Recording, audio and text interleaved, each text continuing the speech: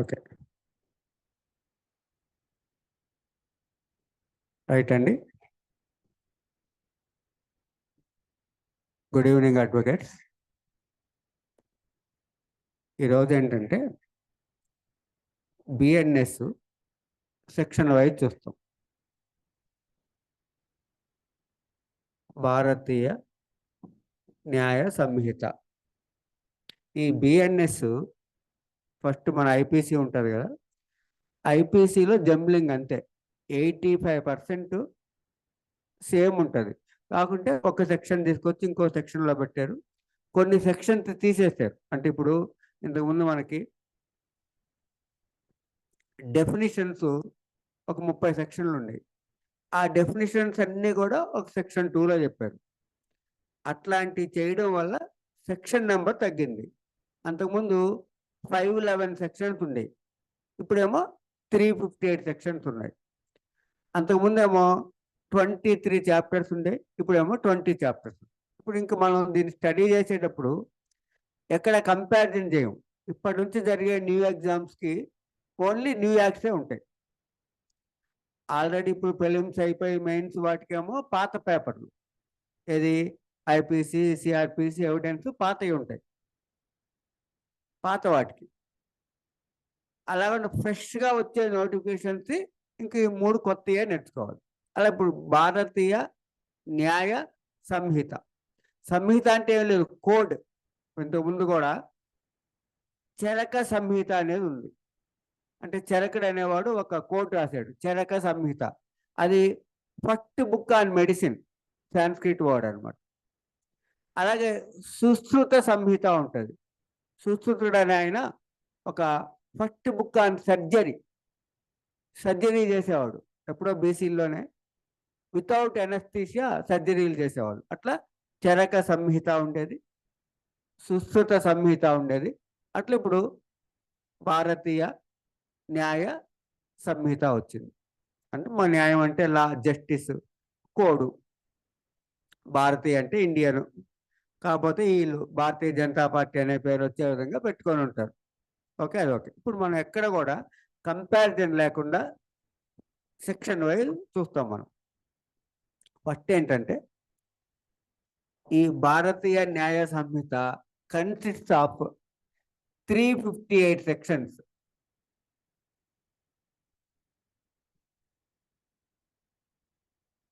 358 sections అండి, divided into 20 chapters.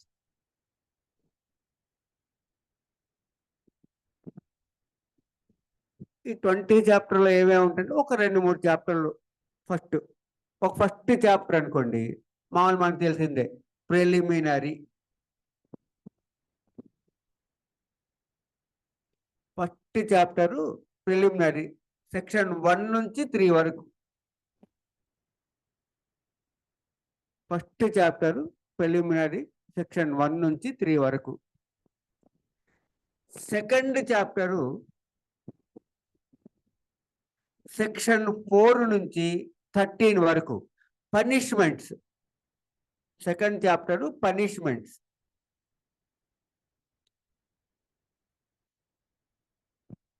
First part 1 1 నుంచి 3 వరకు, 1 to 3 preliminary. Second part section 4 నుంచి 13 వరకు, పనిష్మెంట్స్. థర్డ్ పార్ట్ సెక్షన్ 14 నుంచి 44 వరకు, జనరల్ ఎక్సెప్షన్స్. సో ఫస్ట్ 3 హెడ్డింగ్లు. First preliminary, second part punishments 4 నుంచి 13 వరకు, థర్డ్ పార్ట్ 14 నుంచి 44 వరకు, జనరల్ ఎక్సెప్టెన్స్. అంటే ఊరికి 3 చాప్టర్లు హెడ్డింగ్లు నేర్చుకున్నాం మనం. ఇప్పుడు చాప్టర్ వైజ్, సెక్షన్ వైజ్ చూస్తాం మనం. ఈ బేర్ యాక్ట్ అంటే ఏంటి అసలు? రకరకాల బుక్స్ వస్తాయి మనకి. ఏ బుక్ వచ్చినా మనం నేర్చుకోవాల్సింది ఏంటంటే బేర్ యాక్ట్. బేర్ యాక్ట్లో నుంచి క్వశ్చన్స్ వస్తాయి.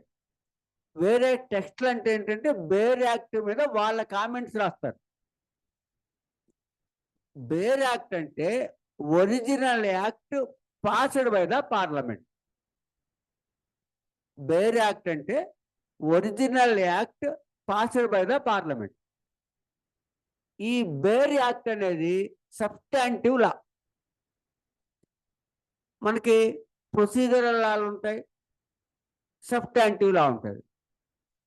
సబ్స్టాంటివ్ లా అనేది ఏంటంటే can be amended by the legislature only. First substantive law ఉంటుంది, అంటే other than procedure. Substantive law అంటే ఏంటి? ఇప్పుడు మనకి బిఎన్ఎస్ అనేది సబ్స్టాంటివ్ లా. అంటే దీంట్లో ఏముంటుంది? అసలు ఏది అఫెన్స్, ఏది క్రైము, దాన్ని పనిష్మెంట్ అంట. అంటే ఈ కంట్రీలో ఏవి అఫెన్సెస్, ఏవి క్రైమ్స్ అంటే బిఎన్ఎస్ లో చెప్పిన మాత్రమే అఫెన్సెస్, బిఎన్ఎస్ లో చెప్పిన మాత్రమే క్రైమ్. అంటే అసలు ఏది అఫెన్స్? సుప్రీంకోర్టు చెప్పింది అఫెన్స్ కాదు, హైకోర్టు చెప్పింది అఫెన్స్ కాదు. అంటే ఏది అఫెన్స్, ఏది అఫెన్స్ కాదనేది కోర్టులు చెప్పడానికి లేదు. Can be made by the legislature. చట్టాలు పార్లమెంట్లే చేయాలి, లేకుంటే స్టేట్ లెజిస్లేచర్ చేయాలి. పార్లమెంట్ అంటే central legislature. Central legislature is known as parliament. Law making body central legislature అంటే. స్టేట్ లెజిస్లేచర్ అంటే స్టేట్కి సంబంధించిన లా మేకింగ్ బాడీ. సో ఈ లా మేకింగ్ బాడీస్ పార్లమెంటు ఏది అఫెన్సు, ఏది క్రైము, ఏది నేరమో చెప్తారు, లేకపోతే దానికి పనిష్మెంట్ ఎంతో చెప్తారు, లేకుంటే మనకుండే రైట్స్ ఏంటో చెప్తారు, మనకుండే ప్రివిలేజెస్ ఏంటో చెప్తారు.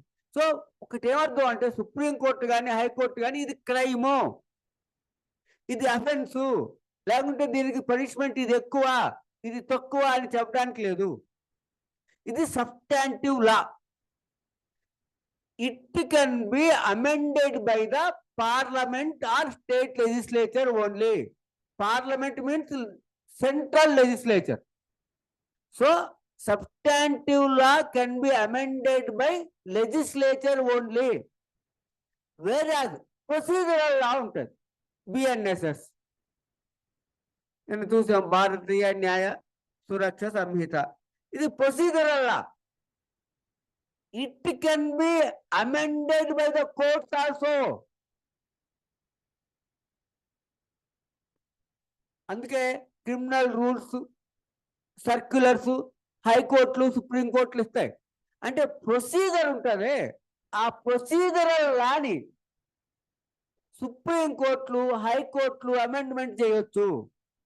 క్లియర్గా అర్థం అవ్వాలి. ఎక్కడైతే ప్రొసీజర్ లాస్ ఉన్నాయో, సిఆర్పిసి ఉంది ప్రొసీజర్ లా, దాని ప్లేస్లో బిఎన్ఎస్ వచ్చింది ప్రొసీజర్ లా. సిపిసి ఉంటుంది, సిపిసిలో సెక్షన్లు ఏమో సబ్స్టాంటివ్ లా, ఆర్డర్స్ ఏమో ప్రొసీజర్. ఆ ప్రొసీజర్ని కోర్టులు అమెండ్ చేయొచ్చు. వేరే సబ్స్టాంటివ్ అంటే ఇప్పుడు మీకు అర్థం అవ్వాలి. ఇప్పుడు డౌరీ తీసుకోవటం అఫెన్స్, ఇది అఫెన్స్ కాదని సుప్రీంకోర్టు చెప్పడానికి లేదు, హైకోర్టు చెప్పడానికి లేదు. అంటే సబ్స్టాంటివ్ లాని. లేకుంటే మర్డర్ చేసిన వాడికి లైఫ్ పనిష్మెంట్, డెత్ పనిష్మెంట్, ఈ కాదు పనిష్మెంట్లు మార్చడానికి సుప్రీంకోర్టుకి హైకోర్టుకి ఉండదు. సో సబ్స్టాంటివ్ లా మనకు బాగా తెలిసిందా? సబ్స్టాంటివ్ లా అంటే బిఎన్ఎస్, అంతకుముందు ఐపీసీ. ఏ యాక్ట్ అయినా, ఇప్పుడు సక్సెషన్ యాక్ట్ ఉంది, మ్యారేజ్ యాక్ట్ ఉంది, డొమెస్టిక్ వైలెన్స్ యాక్ట్, ఈ యాక్ట్లు ఉన్నాయి కదా, ఈ యాక్ట్ని సుప్రీంకోర్టులు హైకోర్టులు అమెండ్ చేయకూడదు. ఓన్లీ ప్రొసీజర్ లాని అమెండ్ చేయాలి. కాబట్టి ఇవి సబ్స్టాంటివ్ లా. ఫస్ట్ బిఎన్ఎస్ అనేది సబ్స్టాంటివ్ లా. దీంట్లో ఏముంటుంది? ఏది అఫెన్స్, ఏది క్రైమ్. అంటే ఈ దేశంలో, ఈ కంట్రీలో ఏ పనిష్మెంట్ అయినా, ఏ అఫెన్స్ అయినా, ఏ క్రైమ్ అయినా అది ఐపీసీలో అఫెన్స్ అయితేనే అఫెన్స్. లేకపోతే అఫెన్స్ కాదు. అది అఫెన్స్ అని బిఎన్ఎస్ లో చెప్పకపోతే అది అఫెన్స్ కాదు. సో ఏది అఫెన్స్ కాదని బిఎన్ఎస్ లో చెప్తారు. సో అంతకుముందు ఎప్పుడు ఐపీసీ ఉండేది. ఆ ఐపీసీ ఎవరంటే వాళ్ళు రాయలేరు. లార్డ్ మెకాలే 24 years రాశాడు. It took 24 years for drafting IPC. So అలా 24 years ఎవరు రాయగలరు? అందుకని దాంట్లో ఏం చేస్తారంటే ఒక 10% మార్చి 10 to 15% మార్చారు. కాకపోతే ఏం చేశారంటే సెక్షన్స్ జంబులింగ్ చేశారు. లేకపోతే కొన్ని సెక్షన్లు ఒక 30 సెక్షన్లు తీసుకెళ్ళి ఒకే సెక్షన్లో పెట్టారు. అంతే తప్ప జరిగింది కొత్తది ఏం లేదు. ఓకే అండి, రైట్. ఇప్పుడు ఇది BNS enacted by the parliament. Law making body parliament కాబట్టి పార్లమెంట్ ఎనాక్ట్ చేసింది. చేసిన తర్వాత ఏమవుతుంది? ఎనాక్ట్మెంట్ ఆఫ్ యాక్ట్ అంటే ఫస్ట్ అది ఒక లోక్సభలోనో రాజ్యసభలోనో పాస్ అవ్వాలి. ఆ తర్వాత సెకండ్ హౌస్కి వెళ్ళాలి. సెకండ్ హౌస్ కూడా పాస్ అయిన తర్వాత ప్రెసిడెంట్ యొక్క శాంక్షన్ ఇస్తాడు. రాష్ట్రపతి ఆమోద ముద్ర వేస్తే, అతని యొక్క శాంక్షన్ ఇస్తే అప్పుడు దాన్ని గజిట్ ఆఫ్ ఇండియాలో ప్రకటిస్తారు.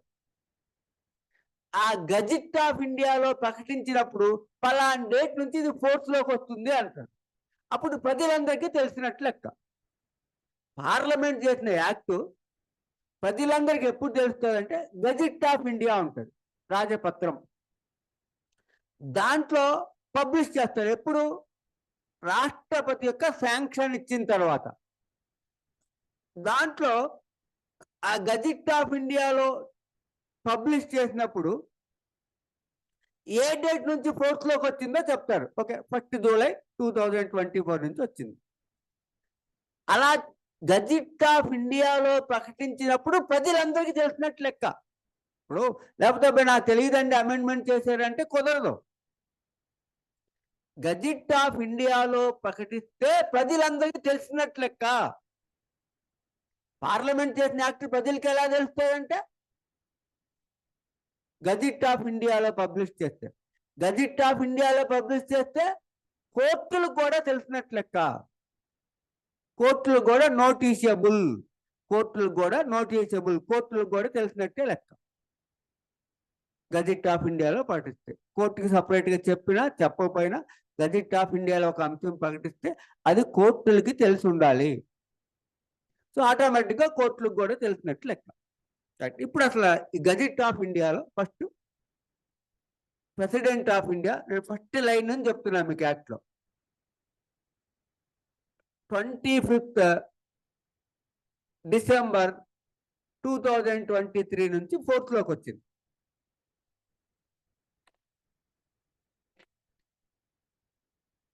ఇట్లా గజిట్ ఆఫ్ ఇండియా ఉంటుంది.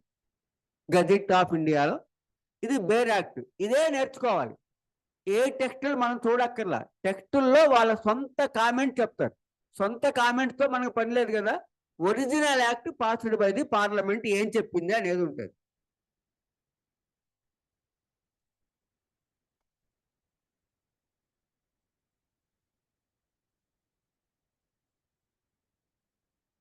పుష్య మంత్ 4th 1945. 2 డేట్లు ఉంటాయి ఏ గజిట్లో అయినా సరే. ఫస్ట్ ఇది అర్థం అవ్వాలి మనం. చాలాసార్లు క్యాలెండర్ గురించి ఒక పాయింట్ వచ్చిన సందర్భాలు ఉన్నాయి.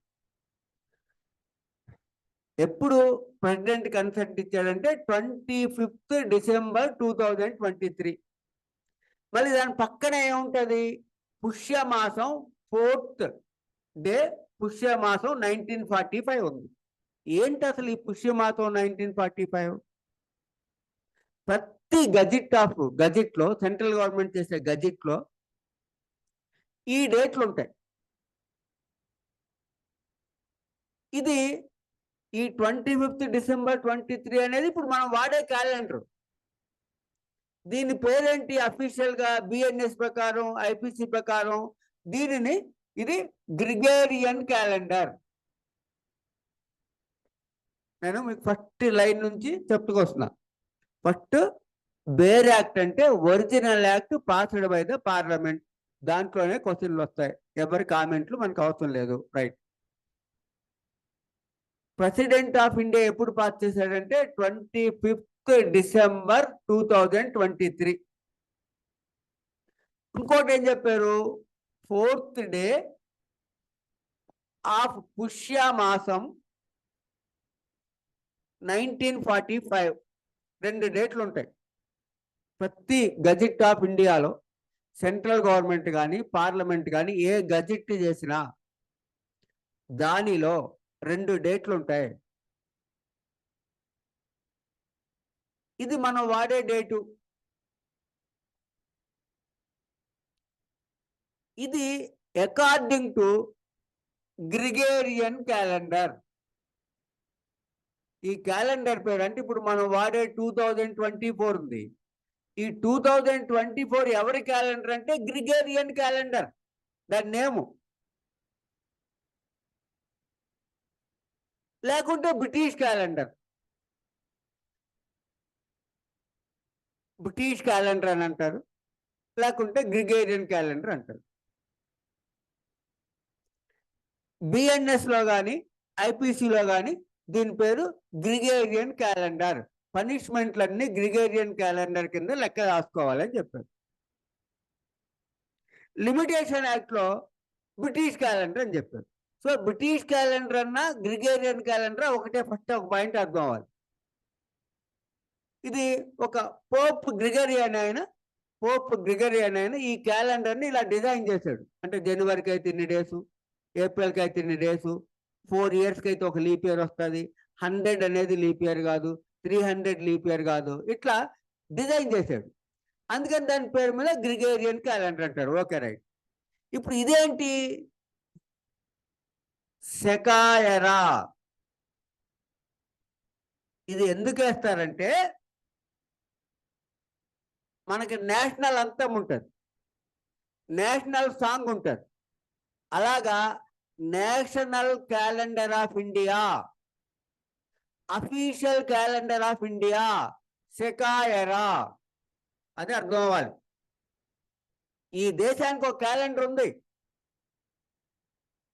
ఇది మన క్యాలెండర్ కాదు. ఇప్పుడు మనం ఏం చేస్తున్నామంటే ఒక చైనా వాళ్ళకి చైనా లాంగ్వేజ్ ఉంటుంది, జపాన్ వాడికి జపాన్ లాంగ్వేజ్ ఉంటుంది, మనకి మన లాంగ్వేజ్ ఉంటుంది. వీళ్ళ ముగ్గురు కలిసి మాట్లాడుకోవాలంటే ఇంగ్లీష్ మాట్లాడతాం. అలాగా చైనాకు ఒక క్యాలెండర్ ఉంటుంది, అమెరికాకు ఒక క్యాలెండర్ ఉంటుంది, జపాన్కి ఒక క్యాలెండర్ ఉంటుంది, ఇండియాకు ఒక క్యాలెండర్ ఉంటుంది, నేపాల్కి ఒక క్యాలెండర్ ఉంటుంది. అందరికి అర్థం అవడం కోసం ఈ క్యాలెండర్ వాడుతున్నాం. ఇంగ్లీష్ ఎలాగా ఇంటర్నేషనల్ లాంగ్వేజ్, ఈ గ్రిగేరియన్ క్యాలెండర్ అనేది ఇంటర్నేషనల్ క్యాలెండర్, మన క్యాలెండర్ కాదు. Indian official calendar, Indian national calendar Saka era, అది అర్థం అవ్వాలి. సో సెకాయరా అనేది Indian national calendar, official calendar of India since 1957. 1957 ముందు మనకి ఇదే క్యాలెండర్. 1957 నుంచి ఇది క్యాలెండర్ అఫీషియల్గా. అందుకని పార్లమెంట్ చేసే యాక్ట్లు, సెంట్రల్ గవర్నమెంట్ చేసే యాక్ట్లు, గజెట్లో ఈ డేట్ ఉంటుంది. ప్రజలకు అర్థం కాదు కాబట్టి ఈ డేట్ ఇస్తారు. అంటే ఏంటి అసలు ఈ సెకాయరా? గ్రిగేరియన్ క్యాలెండరు 2024లో ఉన్నాం మనం, 2023 దాని ప్రకారం 2023 సెకాయరా అంటే అసలు ఈ 2023 ఏంటి? ఎప్పుడైనా క్యాలెండర్లు ఎలా ఉంటాయంటే ఏదో ఒకటి జరిగితే ఆ రోజు నుంచి లెక్కేసుకుంటాం. మ్యారేజ్ అయ్యి 10 years అయింది, లా పాస్ అయ్యి 3 years అయింది, నేను పుట్టి 20 years అయింది, ఇండిపెండెన్స్ వచ్చి 75 years అయింది, అట్లా లెక్కేస్తాం. అంటే ఏదో ఒకటి జరిగితే అక్కడి నుంచి క్యాలెండర్ లెక్కేయడం జరుగుతుంది. ఈ 2023 ఏడి అంటాం. 2023 ఏడి అంటే అసలు ఏంటి? ఈ ఏడి అంటే అడోన్ డామినే. ఈ అడోన్ డామినే అంటే అర్థం ఏంటంటే బర్త్ ఆఫ్ క్రైస్ట్. అది అర్థం అవ్వాలి అసలు. అంటే 2023లో ఉన్నామంటే ఏంటంటే ఆ జీసస్ క్రైస్ట్ పుట్టి 2023 ఇయర్స్ అయింది అని అర్థం. ఆయన పుట్టి చనిపోయే కాదు, జీసస్ క్రైస్ట్ పుట్టి 2023 ఇయర్స్ అయింది, అది లెక్క. చూడండి, ఇక్కడ పుట్టాడు అనుకోండి 0, 100 ఇయర్స్ అయింది 100 ఏడి అన్నాం, 1000 ఇయర్స్ అయింది 1000 ఏడి అన్నాం, 2023 ఇయర్స్ అయింది 2023 ఏడి అన్నాం. ఇప్పుడు మనం పెళ్లి కాకముందు 2 ఏళ్ల క్రితం, స్వాతంత్రం రాకముందు 10 ఏళ్ల క్రితం, నేను పుట్టక ముందు 10 ఏళ్ల క్రితం అంటాం. ఈయన పుట్టక ముందు 10 ఏళ్ల క్రితం 10 BC, బిఫోర్ క్రైస్ట్. ఆయన పుట్టక ముందు 1000 ఇయర్స్ క్రితం 1000 BC. అట్లా ఈ క్యాలెండర్ అనేది కౌంట్ చేస్తారు. ఇది క్రిస్టియన్ ఎలా, కానీ దీన్ని డిజైన్ చేసిన ఆయన గ్రెగరీ, అందుకని దీన్ని గ్రిగేరియన్ క్యాలెండర్ అంటారు. బిఎన్ఎస్ లో రాసిందే మనం చెప్పేది, ఇదంతా రాయరు కదా. దీన్ని ఇక్కడ వేసేటటువంటి పనిష్మెంట్లన్నీ కూడా గ్రిగేరియన్ క్యాలెండర్ ప్రకారం లెక్క వేయాలన్నారు. అదే లిమిటేషన్ యాక్ట్లో లిమిటేషన్ అంతా బ్రిటిష్ క్యాలెండర్ ప్రకారం ఉండాలన్నారు. రెండో ఒకటే వాస్తవానికి. ఒకటి కొంచెం అర్థమైంది కదా, రైట్. అది ఇప్పుడు ఏమంటే మన అఫీషియల్ క్యాలెండర్కి వచ్చాం. దీని పేరు సెకాయరా. దీని ప్రకారం మనం 1945లో ఉన్నాం. 2023 అంటే 1945లో ఉన్నారు. పుష్యమాసం 4th డే అని రాశారు. ఏంటిది ఈ సెకాయర్ అంటే? అదేమో మనం ఇది బిగ్యాన్ ఇన్ 78 AD. 78 ADలో సెకాయర్ అనేది బిగిన్ అయింది. ఇప్పుడు దీనిని మనం అఫీషియల్ క్యాలెండర్గా పెట్టుకున్నాం. ఈ సెకాయరా ప్రకారం ఏంటంటే చూడండి, ఒకటి ఇక్కడ నుంచి ఇక్కడ వరకు 2023 ఇయర్స్ వచ్చాడు, ఇంకోటి 78 దగ్గర బయలుదేరి 2020 దగ్గరికి వచ్చేసాడు. ఇప్పుడు ఇతను ఎంత వచ్చాడంటే ఆ 2023లో 78 తీసేస్తాం, తీసేస్తే 1945 వచ్చింది. అంటే సెకాయరా ప్రకారం 1948లో ఉన్నాం, 1945లో. అంటే సెకాయరా ప్రకారం ఏ ఇయర్లో ఉన్నామో కావాలంటే రన్నింగ్ ఇయర్లో నుంచి మనం 2023 మాట్లాడుతున్నాం కాబట్టి 2023లోంచి ఆ 78 ఇయర్ తీసేయాలి, రైట్. అయితే ఇక్కడ ఏంటి, మనం క్యాలెండర్ బిగిన్ అయిందంటే ఏదో ఒకటి జరగాలన్నాం కదా. ఈ 78 ADలో ఏం జరిగిందంటే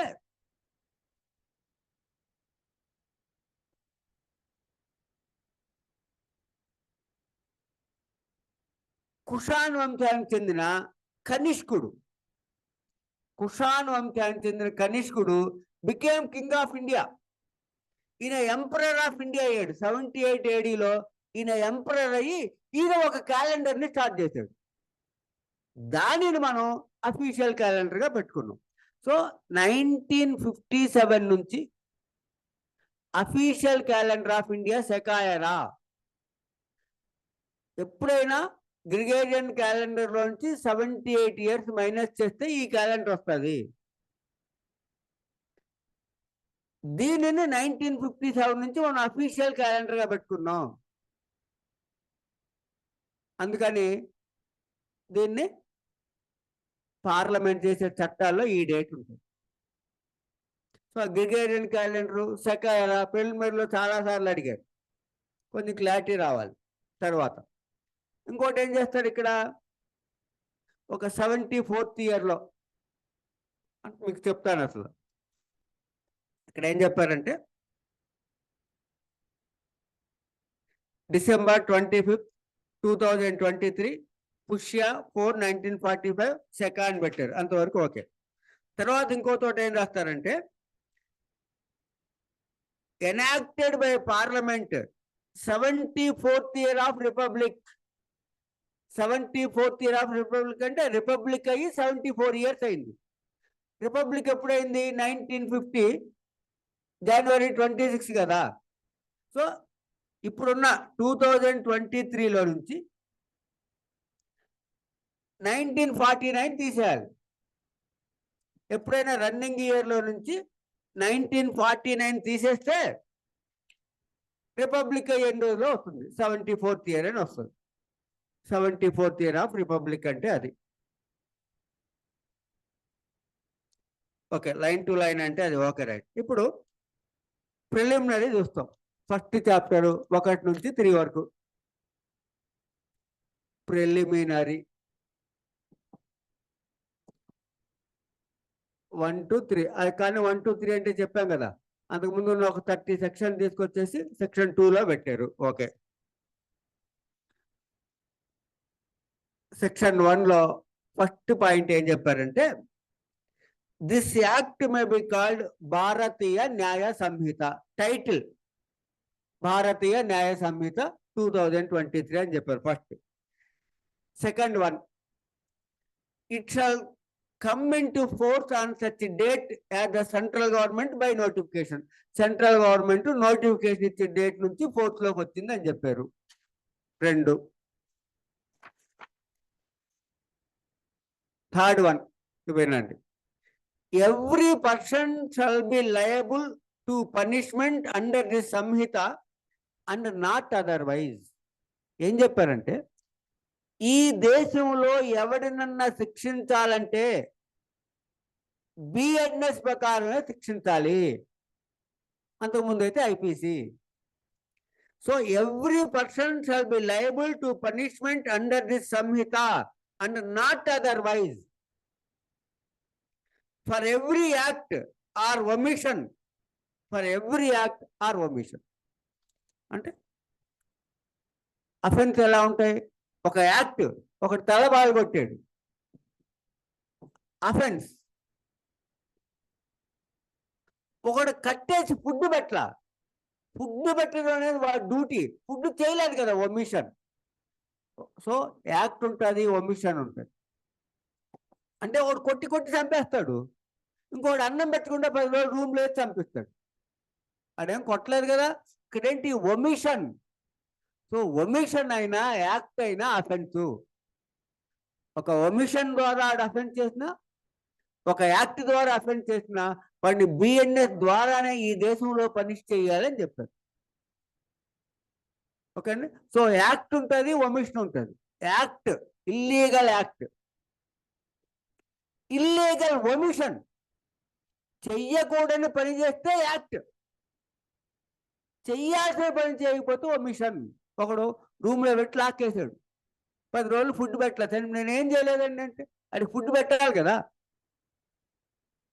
సో ఇల్లీగల్ అనేది యాక్ట్ ద్వారా ఉంటుంది, ఒమిషన్ ద్వారా ఉంటుంది. ఈ కంట్రీలో ఎవడైనా సరే యాక్ట్ ద్వారా కానీ ఒమిషన్ ద్వారా కానీ ఒక అఫెన్స్ చేస్తే దానిని బిఎన్ఎస్ ప్రకారమే శిక్షించాలి, నాట్ అదర్వైజ్. వేరే యాక్టుల ప్రకారం శిక్షించాల్సిన లేదు.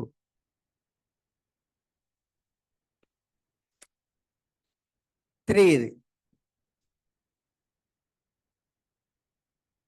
ఏమన్నారంటే, every person shall be liable to punishment under this Sanhita and not otherwise.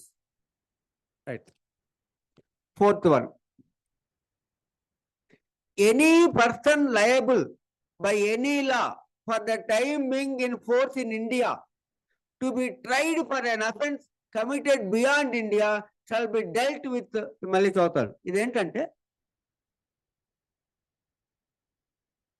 Indian geographical ఏరియాలో, భారతదేశ భూభాగంలో, అంటే ఈ దేశం యొక్క భూభాగం ఉంటుంది, ఈ దేశం యొక్క సరిహద్దులు ఉంటాయి.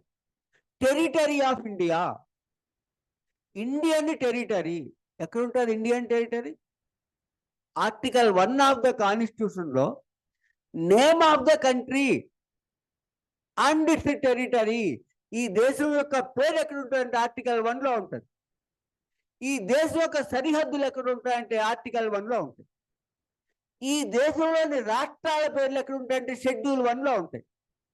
ఈ దేశంలోని రాష్ట్రాల సరిహద్దులు ఎక్కడ ఉంటాయంటే షెడ్యూల్ 1లో ఉంటాయి. జాగ్రత్తగా అర్థం అవ్వాలి. Article 1 deals with the name of the country, India or Bharat అని రాశారు. ఇంకా ఏం రాశారు దాంట్లో? యూనియన్ ఆఫ్ స్టేట్స్ ఆర్టికల్ 1లో ఈ దేశాన్ని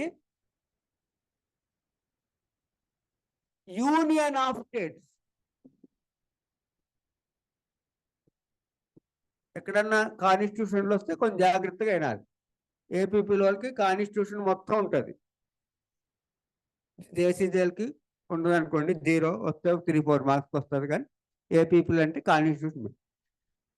ఆర్టికల్ 1లో అంటే ఈ దేశం పేరు ఎక్కడ ఉంటుంది? Name of the country India or Bharat. ఎవడో చెప్తాడు భారతదేశం అని పేరు మారుతున్నాడు, మార్చేది ఏముంది? ఈ దేశం పేరు ఇండియా లేకుంటే భారత్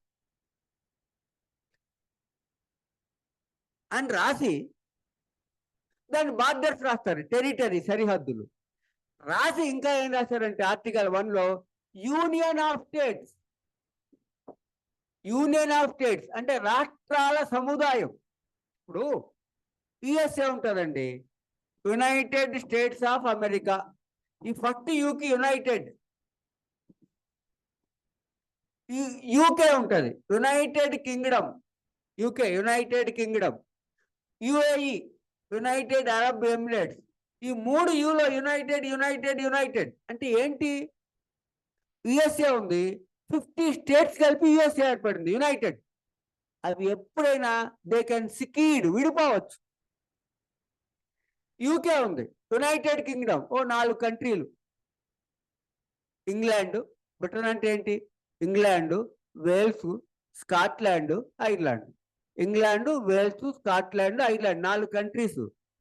ఈ 4 కంట్రీస్ కలిపి United Kingdom of Great Britain అంటారు, యూకే. అవి ఎప్పుడైనా విడిపోవచ్చు. యుఏఈ ఉంటాయి, 7 కంట్రీస్, ఎప్పుడైనా విడిపోవచ్చు. ఇంతకుముందు మనకి కొంతమందికి తెలిస్తే యుఎస్ఎస్ఆర్ ఉండేది, United States of Soviet republic. United States of Soviet republic అని ఒక 15 కంట్రీస్ ఉండేవి. 1922లో ఫామ్ అయినాయి యునైటెడ్ స్టేట్స్. 1991లో విడిపోయింది. అవే ఇప్పుడు కొట్టుకునేది ఉక్రెయిన్, రష్యా, ఆ 15 కంట్రీల్లో ఉంటాయి. అందుకని ఈ ఇండియాని ఏం రాశారంటే union of states. Union of states అంటే కెనాట్ సికీడ్, విడిపోవడానికి లేదు. ఈ దేశంలో కొత్త దేశాలు వచ్చి జాయిన్ అవ్వచ్చు, కానీ వన్స్ జాయిన్ అయిన తర్వాత కెనాట్ సికీడ్, విడిపోవడానికి లేదు. మనకు స్వాతంత్రం వచ్చినప్పుడు పాండిచ్చేరి వేరే దేశం, సిక్కిం వేరే దేశం, గోవా వేరే దేశం, జమ్మూ కాశ్మీర్ వేరే దేశం, ఇవన్నీ వేరే దేశాలు కదా. మనకు 14 రాష్ట్రాలే ఉండేవి. ఈ వేరే దేశాలన్నీ వచ్చి భారతదేశంలో జాయిన్ అయినాయి. 1961 వరకు గోవాని పోర్చుగీస్ వాళ్ళే రూల్ చేశారు. అట్లా 1961 గోవా వేరే దేశం. అందుకే పాత ఐపీసీలో గోవాలో ఎవడైనా చంపినా ఇండియన్ సిటిజన్ వాడు పనిషబుల్ ఐపీసీ కింద రాస్తారు, వేరే కంట్రీ. అట్లా పాండిచ్చేరి వేరే కంట్రీ, సిక్కిం వేరే కంట్రీ, ఇవన్నీ వేరే కంట్రీలు. ఇవన్నీ వచ్చి ఇండియాలో జాయిన్ అవ్వచ్చు అని రాశారు. జాయిన్ అయిపోవడానికి, విడిపోవడానికి లేదని రాశారు. ఇది ఆర్టికల్ 1. షెడ్యూల్ 1లో ఏముంటుంది? ఈ రాష్ట్రం పేరు ఎక్కడ ఉంటుంది? తెలంగాణ, ఆంధ్రప్రదేశ్ ఎక్కడ ఉంటుంది? షెడ్యూల్ 1లో ఉంటాయి. వాటి బార్డర్స్, టెరిటరీ, సరిహద్దులు ఎక్కడ ఉంటాయి? షెడ్యూల్ 1లో. రైట్. ఇప్పుడు ఏం చెప్పారంటే ఇక్కడ ఇండియన్ జాగ్రఫికల్ ఏరియాలో, భారతదేశ భూభాగంలో ఎనీ పర్సన్, ఏ వ్యక్తి నేరం చేసినా పనిషబుల్ అండర్ ఐపీసీ.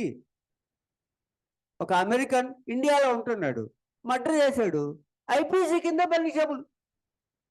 వాడు ఏ దేశం వాడైనా ఈ దేశ భూభాగంలో, geographical area of India, territory of ఇండియాలో అఫెన్స్ చేస్తే ఐపీసీ కింద పనిషబుల్ అని చెప్పారండి. అదొక point. 4th point, any person liable by any law for the time being in force in India to be tried for an offence committed beyond India shall be dealt with according to the provisions of this సంహిత. ఈ దేశ భూభాగంలో ఎవడు నేరం చేసినా IPC కింద punishable. తర్వాత Indian citizen ఉంటాడు. ఈ ఇండియన్ సిటిజను బియాండ్ ఇండియా, భారతదేశ భూభాగం బయట చేసిన ఐపీసీ కింద పనిషబుల్. అంటే ఒక ఇండియను అమెరికాలో మర్డర్ చేశాడండి, అతను ఐపీసీ కింద పనిషబుల్. అతను మనకి పట్టుకున్నాం, పూనాలో పట్టుకున్నాం. అమెరికాలో మర్డర్ చేశాడు ఇండియన్ సిటిజన్, పూనాలో పట్టుకున్నాం, పూనాలో మర్డర్ చేసినట్లు లెక్క అని చెప్పారు. Indian citizen committed offence beyond India shall be treated as committed within India where he is found. ఒకటి రెండు పాయింట్లు ఇక్కడ. ఒకటి, ఈ జాగ్రఫికల్ ఏరియాలో ఇండియాలో ఏ దేశం వాడు చేసినా వాడు ఐపీసీ కింద పనిషబుల్. ఇండియన్ సిటిజన్ ప్రపంచం ఎక్కడ చేసినా ఐపీసీ కింద పనిషబుల్. ఈ రెండు తేడాలు అర్థం అవ్వాలి. మన ఇండియన్ సిటిజన్ ఐపీసీ కింద పనిషబుల్, కానీ వీడు బియాండ్ ఇండియా, ప్రపంచం ఎక్కడ నేరం చేసినా ఐపీసీ కింద పనిషబుల్. అలాగే ఇంకోటి ఏంటి, వేరే ఏ దేశం వాడైనా మన దేశంలో అఫెన్స్ చేస్తే మళ్ళీ ఐపీసీ కింద పనిషబుల్. తర్వాత మన ఇండియన్ షిప్లో, ఇండియన్ ఏరోప్లేన్లో అవి ఎక్కడున్నప్పుడు ఏ దేశం వాడు నేరం చేసిన ఐపీసీ కింద పనిషబుల్. మన ఇండియన్ షిప్ కెనడాలో ఉంది, చూడండి, ఇండియన్ షిప్ కెనడాలో ఉంది. ఆ కెనడాలో ఉన్న ఇండియన్ షిప్లో ఒక అమెరికా అతను ఒక బ్రిటన్ వాడిని పొడిచాడు. ఆ American punishable under IPC because Indian registered షిప్లో చేశాడు. ఆకాశంలో ఏరోప్లేన్ వెళ్తుంది, ఇండియన్ ఏరోప్లేన్, ఎయిర్ ఇండియా ఆకాశంలో వెళ్తుంది. అది ఎక్కడుంది ఆకాశంలో? ఏ సముద్రం మీదో, ఏ ఇంగ్లాండ్ దగ్గర ఉంది. అక్కడ ఆ ఏరోప్లేన్లో ఒక జపాన్ వాడు ఒక అమెరికన్ వాడిని పొడిచాడు. ఆ జపాన్ వాడు ఐపీసీ కింద పనిషబుల్. 4 పాయింట్లు అండి. ఈ దేశ భూభాగంలో ఏ దేశం వాడు చేసినా, మన దేశం వాడు చేసినా ఐపీసీ కింద పనిషబుల్. ఏంటిది? బిఎన్ఎస్ కింద పనిషబుల్. ఏంటది? మన భూభాగంలో జాగ్రఫికల్ ఏరియాలో. రెండో పాయింట్, ఇండియన్ సిటిజన్ ఎక్కడ నేరం చేసినా బిఎన్ఎస్ కింద పనిషబుల్. మన ఇండియన్ షిప్ ఎక్కడున్నా దాంట్లో ఏ దేశం వాడు క్రైమ్ చేసినా బిఎన్ఎస్ కింద పనిషబుల్. మన ఇండియన్ ఏరోప్లేన్ అది ఎక్కడున్నా, ఏ దేశంలో ఉన్నా, ఆకాశంలో ఉన్నా దాంట్లో అఫెన్స్ జరిగితే బిఎన్ఎస్ కింద పనిషబుల్. 4 పాయింట్లు. 4 పాయింట్లు బిఎన్ఎస్ కింద ఎవడొస్తాడని వెరీ క్లియర్గా ఉండాలి. ఓకే అండి, అది బిఎన్ఎస్ అప్లికబిలిటీ. అది any citizen of India in any place without and beyond India.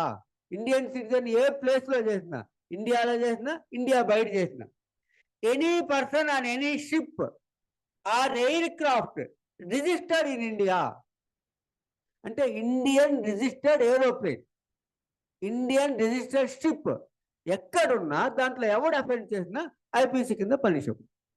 4 పాయింట్లు దాంట్లో.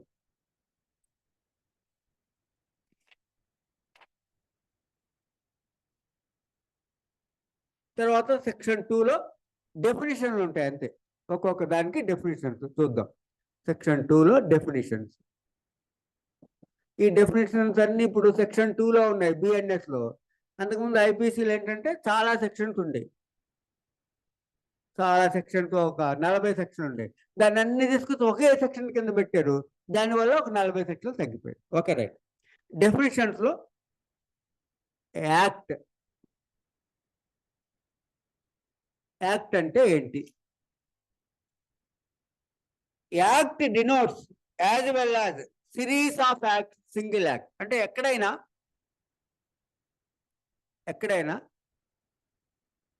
ఒక యాక్ట్ అఫెన్స్ అని చెప్తే ప్లోరల్లో చేస్తే అఫెన్స్ అంటలేదు. అంటే ఇప్పుడు అంటే కత్తితో పొడిస్తే అఫెన్స్ అన్నాం, అది యాక్ట్. 20 సార్లు పొడిచాడు, acts, that is also an offence.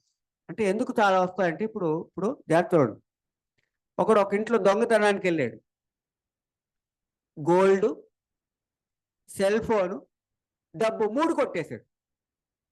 ఆ 3 ఒకే యాక్ట్. అంతేగాని సెల్ ఫోన్ చేసినందుకు దొంగతనం చేసినందుకు సపరేట్ కేసు, డబ్బులు దొంగతనం సపరేట్ కేసు, గోల్డ్ దొంగతనం చేసినందుకు సపరేట్ కేసు ఉండదు. సో ఒక యాక్ట్, కొన్ని యాక్ట్ చేసాడు, it comes under A act అని యాక్ట్. కొన్ని సిరీస్ ఆఫ్ యాక్ట్స్ కూడా ఒక యాక్ట్ కింద తీసుకోవాలి. Act denotes as well as series of acts as a single act. ఒకడు రోజు 10 రోజుల పాటు రోజు కొంచెం పాయిజన్ ఇచ్చి ఆడు చచ్చిపోయాడు. వీడు 10 సార్లు చేసాడని 10 శిక్షలు ఉండవు కదా. ఆ 10 రోజులు చేసిందంతా ఒక యాక్టు. అంటే సిరీస్ ఆఫ్ యాక్ట్స్ ఒక యాక్ట్ కింద లెక్క అని చెప్పారు. Act denotes as well as series of acts as a single act. So ఒక యాక్ట్ ఉంటుంది, ప్లోరల్ ఉంటుంది, సింగులర్ ఉంటుంది అని చెప్పి. రెండోది యానిమల్.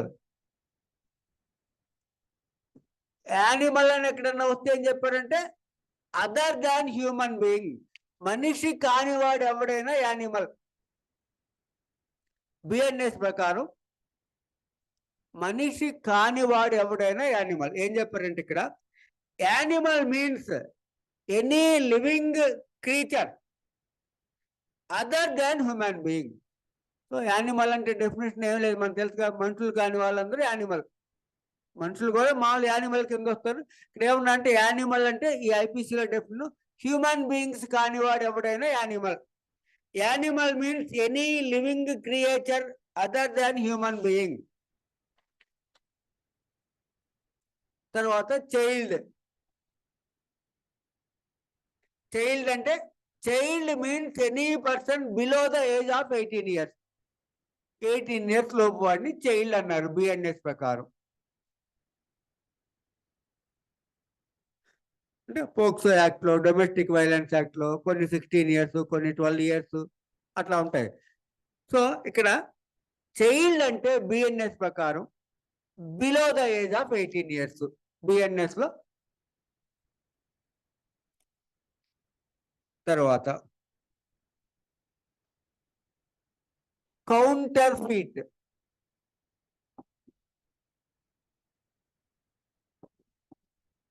కౌంటర్ ఫీట్ అంటే రిజంబ్లింగ్. ఒక 500 రూపాయల నోట్ ఉంది, ఇంకోటి 500 రూపాయల నోట్ లాంటి తయారు చేశాడు. రిజంబ్లింగ్, అది చూడగానే 500 రూపాయల నోట్ అనిపిస్తుంది. 100% మ్యాచ్ అవ్వక్కర్లా, ఆ దూరం నుంచి చూడగానే 500 నోట్ అనిపించింది, అది కౌంటర్ ఫీట్. అంటే అలా అనిపించే విధంగా తయారు చేయడాన్ని కౌంటర్ ఫీట్ అంటారు. గోల్డ్ ఉంది, గోల్డ్ లాగా ఒకటి తయారు చేసాడు, దాన్ని కౌంటర్ ఫీట్. లేక స్టాంపులు ఉంటాయి, గవర్నమెంట్ స్టాంపులు, స్టాంపు లాగా ఒకటి తయారు చేయాలి. రిజంబ్లింగ్, చూడగానే ఇది గవర్నమెంట్ ఆఫ్ ఇండియా స్టాంప్ అని, చూడగానే ఇది 500 రూపీస్ నోట్ అంటే వాటిని కౌంటర్ ఫీట్ అంటారు. కౌంటర్ ఫీట్, అది తయారు చేసిన వాడు counter feet. Counter feet, A person set to be counter feet who causes one thing to resemble another thing. అంటే ఆ వస్తువు కాని దాన్ని ఆ వస్తువు లాగా కనిపించేటట్టు చేయడం. ఒకడు 500 రూపీస్ నోట్ తయారు చేశాడండి, దూరం నుంచి చూడగానే 500 రూపీస్ నోట్ అనిపించింది, అది తయారు చేసిన వాడిని కౌంటర్ ఫీట్ అంటారు. సో కౌంటర్ ఫీట్ అంటే a person is said to counterfeit who causes one thing to resemble another thing. ఇదేంటంటే 100% సేమ్ ఉండక్కర్లా, చూడగానే అలా అనిపించింది అనుకోండి, అదే కౌంటర్ ఫీట్ అంటారు. తర్వాత కోర్ట్.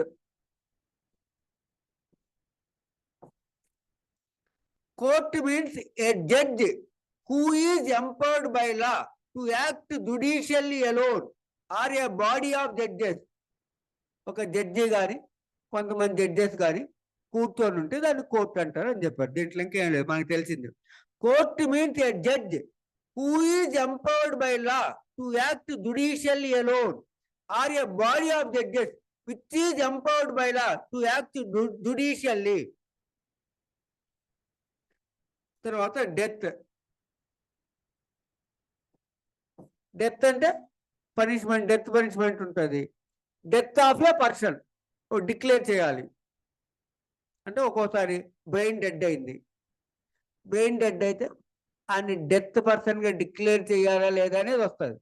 అలాంటి సందర్భాల్లో తప్ప మనిషి చనిపోవడాన్ని డెత్ అంటారని చెప్పారు. Death means the death of a human being unless the contrary appears from the country. ఏదైనా కాంట్రరీ వస్తే తప్ప మనిషి చనిపోయాడు, అదే డెత్. లేదు బ్రెయిన్ డెడ్ అయింది, ఇప్పుడు వాడిని డెడ్ పర్సన్ కింద ప్రకటించాలా లేదని కాంట్రరీ వస్తుంది.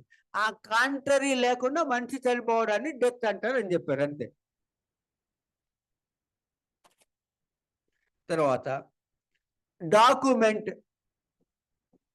మళ్ళీ ఎవిడెన్స్ యాక్ట్ లో ఎక్కువ వస్తుంది డాక్యుమెంట్. డాక్యుమెంట్ అంటే ఏంటి? Return on any substance. కోర్టులో ఎవిడెన్స్ కి తీసుకోవడానికి అవసరమైన దాన్ని ఏదైనా డాక్యుమెంట్ అంటారు. ఒకడు బొమ్మ వేసాడు, డాక్యుమెంట్. లెటర్ రాశాడు, డాక్యుమెంట్. ఫిగర్స్ వేసాడు, డాక్యుమెంట్. లేదా చెక్ ఉంది, డాక్యుమెంట్. అయితే ఇక్కడ ఏమన్నా అంటే ఈ డాక్యుమెంట్ అనేది రిటర్న్ ఆన్ ఎనీ సబ్స్టెన్స్. ఒకడు షర్ట్ మీద ఒకటి పేరు రాశాడు, ఎస్ అనేవాడు నన్ను చంపాడు అని రాసుకున్నాడు బ్లడ్తో, ఇట్ ఈజ్ ఏ డాక్యుమెంట్. ఒకడు చెట్టు మీద రాశాడు, డాక్యుమెంట్. ఒకడు పేపర్ మీద రాశాడు, డాక్యుమెంట్. ఒకడు చంపినవాడు బొమ్మ వేసాడు, డాక్యుమెంట్. అంటే డాక్యుమెంట్ అంటే ఏ వస్తువు మీదైనా దేంతో రాసిన document. Document means any matter expressed or described upon any substance. ఏ వస్తువు మీదైనా, ఏ సబ్స్టెన్స్ మీదైనా, క్లాత్ మీదైనా, నేల మీదైనా, చెట్టు మీదైనా, పేపర్ మీదైనా, ఆడు ఎక్కడైనా రానియండి, అది కోర్టుకి ఎవిడెన్స్ కోసం అయితే దాన్ని డాక్యుమెంట్ అంటారని. On any substance. అది లెటర్స్ రూపంలో, ఫిగర్స్ రూపంలో, మార్క్స్, ఏ విధంగా ఉండొచ్చు. ఒకడు బొమ్మ వేస్తాడు, ఒకడు నన్ను చంపింది రోజ్ మనీ అని రాయాలనుకోండి, రోజ్ బొమ్మ వేసి దాని మధ్యలో మనీ రాస్తాడు.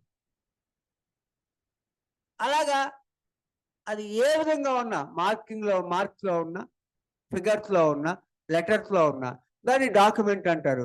On any substance. ఓకే, డెఫినేషన్లే కాబట్టి.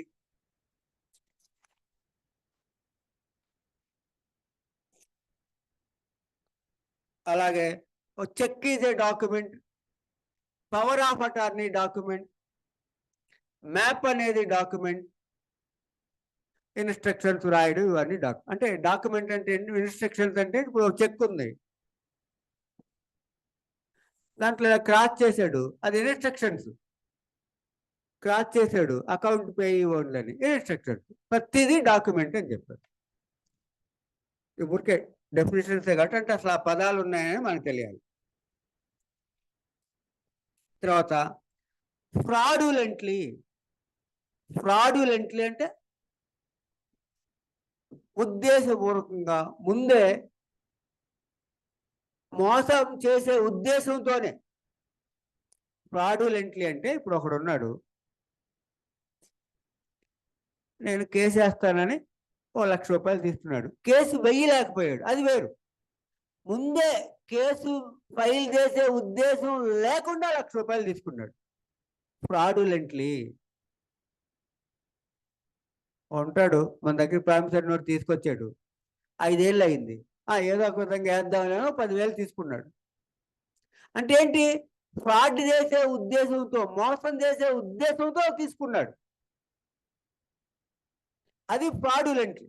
ఇప్పుడు మన దగ్గర తెచ్చాడండి, 2 years 11 months అయినాక ప్రామిసరీ నోట్ తెచ్చాడు, 10,000 తీసుకున్నాం. ఏదో కారణాల వల్ల 2 నెలల వరకు ఫైల్ చేయలేకపోయాం, డేట్ అయిపోయింది. అది మనం కేసు తీసుకున్నప్పుడు అతన్ని మోసం చేసే ఉద్దేశం మనకి లేదు. ఇంకా నెల టైం ఉంది, కేసు ఫైల్ చేద్దామనే తీసుకున్నాం. ఫీవర్ వచ్చింది, 3 నెలలు హాస్పిటల్లో ఉన్నాడు, ఫైల్ చేయకపోయాడు. అలా కాకుండా ముందే డేట్ అయిపోయింది, దాన్ని మా వీడు తీసుకొని, అంటే ఇక్కడ ఏంటి, ఫైల్ చేయలేడని తెలుసు, మోసం చేసే ఉద్దేశంతో ఒక పని చేశాడు. దానిని ఫ్రాడ్యులెంట్లీ అంటారు. అంటే ఫ్రాడ్యులెంట్లీ అంటే ముందే ఫ్రాడ్ చేసే ఉద్దేశం ఉంటే దాన్ని ఫ్రాడ్యులెంట్లీ అంటారు. Fraudulently means doing anything with the intention of defraud, with the intention to defraud but not otherwise. ముందే మోసం చేసేదానికి డిసైడ్ అయ్యి ఒక పని చేస్తే దానిని ఫ్రాడ్యులెంట్లీ అంటారు. జెండర్, ఇక్కడ బిఎన్ఎస్ లో ఎక్కడైనా హీ అని రాస్తే ఎనీ జెండర్, షీ కూడా తీసుకోవాలి, ట్రాన్స్జెండర్ కూడా తీసుకోవాలి. అంటే తల పగలగొట్టిన వాడికి శిక్ష. అంటే మీరు వాడికి అన్నాడు కదండి, ఇక్కడ ఆమె కొట్టిందంటే కుదరదు. బిఎన్ఎస్ మొత్తంలో హీ అంటే షీ అని కూడా తీసుకోండి.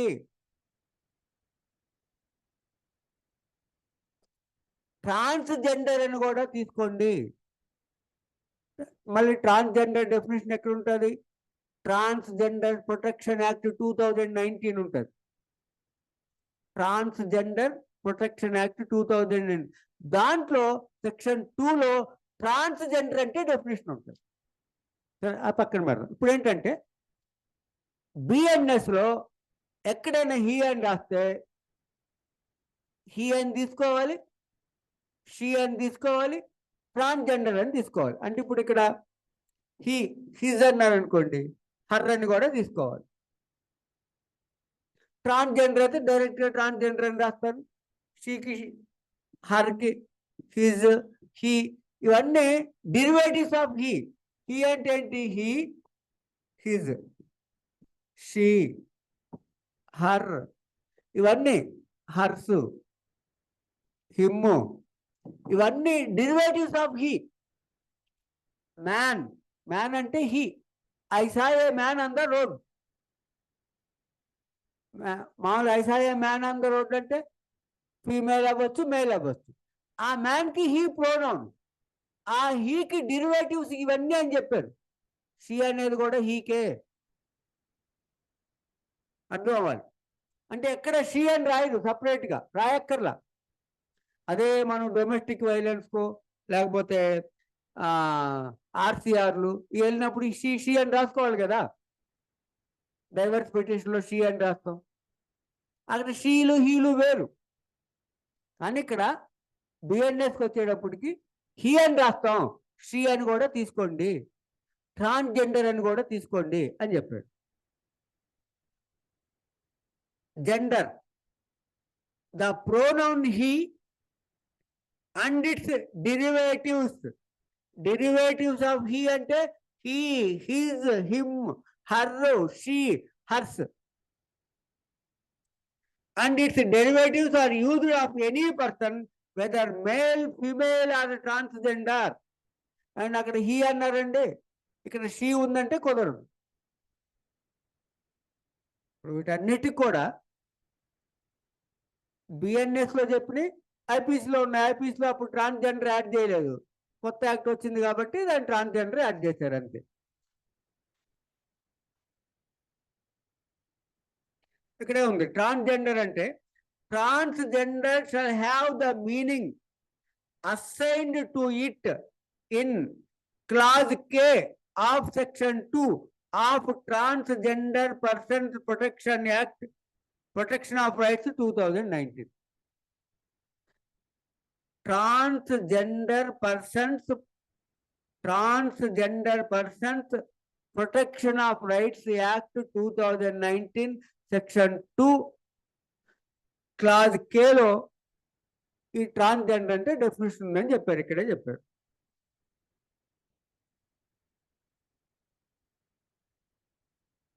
తర్వాత ఎక్కడైనా గవర్నమెంట్, నిన్న కూడా వచ్చింది అప్రాప్రియేట్ గవర్నమెంట్. ఇక్కడ బిఎన్ఎస్ లో గవర్నమెంట్ అంటే సెంట్రల్ గవర్నమెంట్, స్టేట్ గవర్నమెంట్ రెండు. అంటే ద గవర్నమెంట్ కెన్ అమెండ్ అన్నారు అనుకోండి, సెంట్రల్ గవర్నమెంట్, స్టేట్ గవర్నమెంట్. అదే కాన్స్టిట్యూషన్ లో ఆర్టికల్ 12 లో గవర్నమెంట్ అంటే ఏం చెప్తారు? Central government, state government and local government. Local government అంటే మున్సిపాలిటీలు, పంచాయతీలు.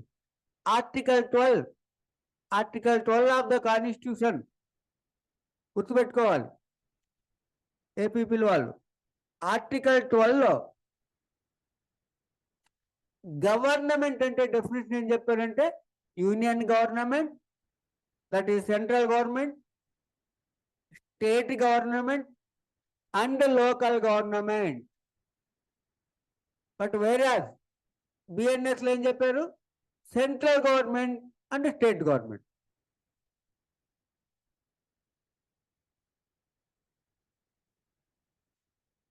తర్వాత హార్బర్.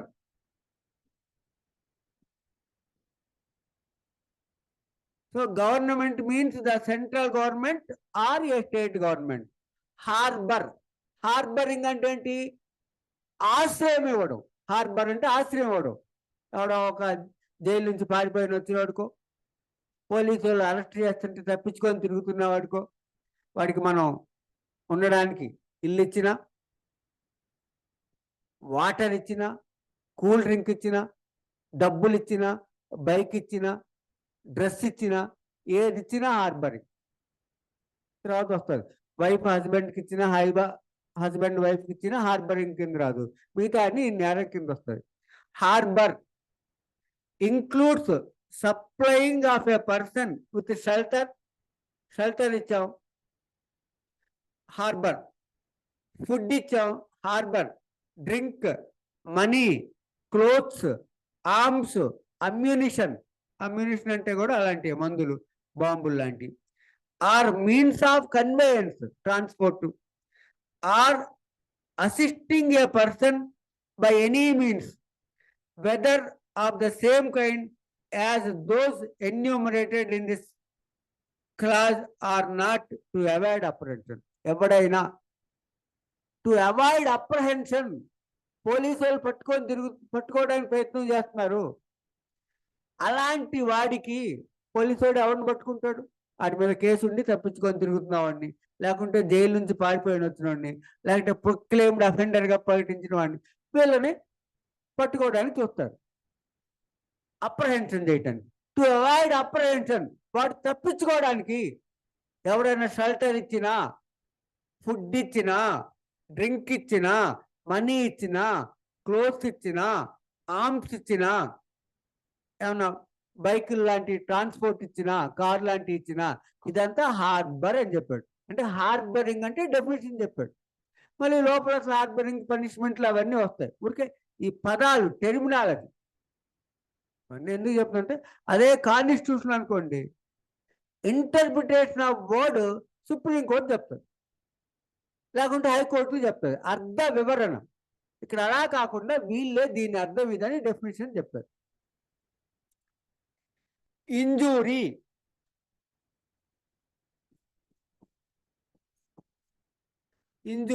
ఇంజూరీ ఎలా ఉంటుంది? మన బాడీకి ఇంజూరీ ఉంటుంది, మైండ్కి ఇంజూరీ ఉంటుంది, రెప్యుటేషన్కి ఇంజూరీ ఉంటుంది. పరువు పోయింది, మా ఇంజూరీ. గాయమైంది, ఇంజూరీ. 3 చెప్పాను. ఓకే. ప్రాపర్టీ నష్టపోయాం, injury. So injury 4 types: bodily injury, mind injury, reputation injury, property injury. So ఇంజూరీకి ఒక 4 రకాలు చెప్పాడు. తల పగలగొట్టిన ఇంజూరీ కాదు, నువ్వు చేసిన పని వల్ల నా మనసు గాయపడింది, మైండ్ ఇంజూరీ. నా ప్రాపర్టీ లాక్కెళ్ళావు, ఇంజూరీ. నా మీద తప్పుడు ప్రచారం చేసావు, ఇంజూరీ. సో ఏమైంది ఇక్కడ? Injury means any harm what ever illegally caused to any person in body. Illegally caused body, mind, బాడీకి కానీ మైండ్కి కానీ, రెప్యుటేషన్ కానీ, ప్రాపర్టీకి కానీ. తర్వాత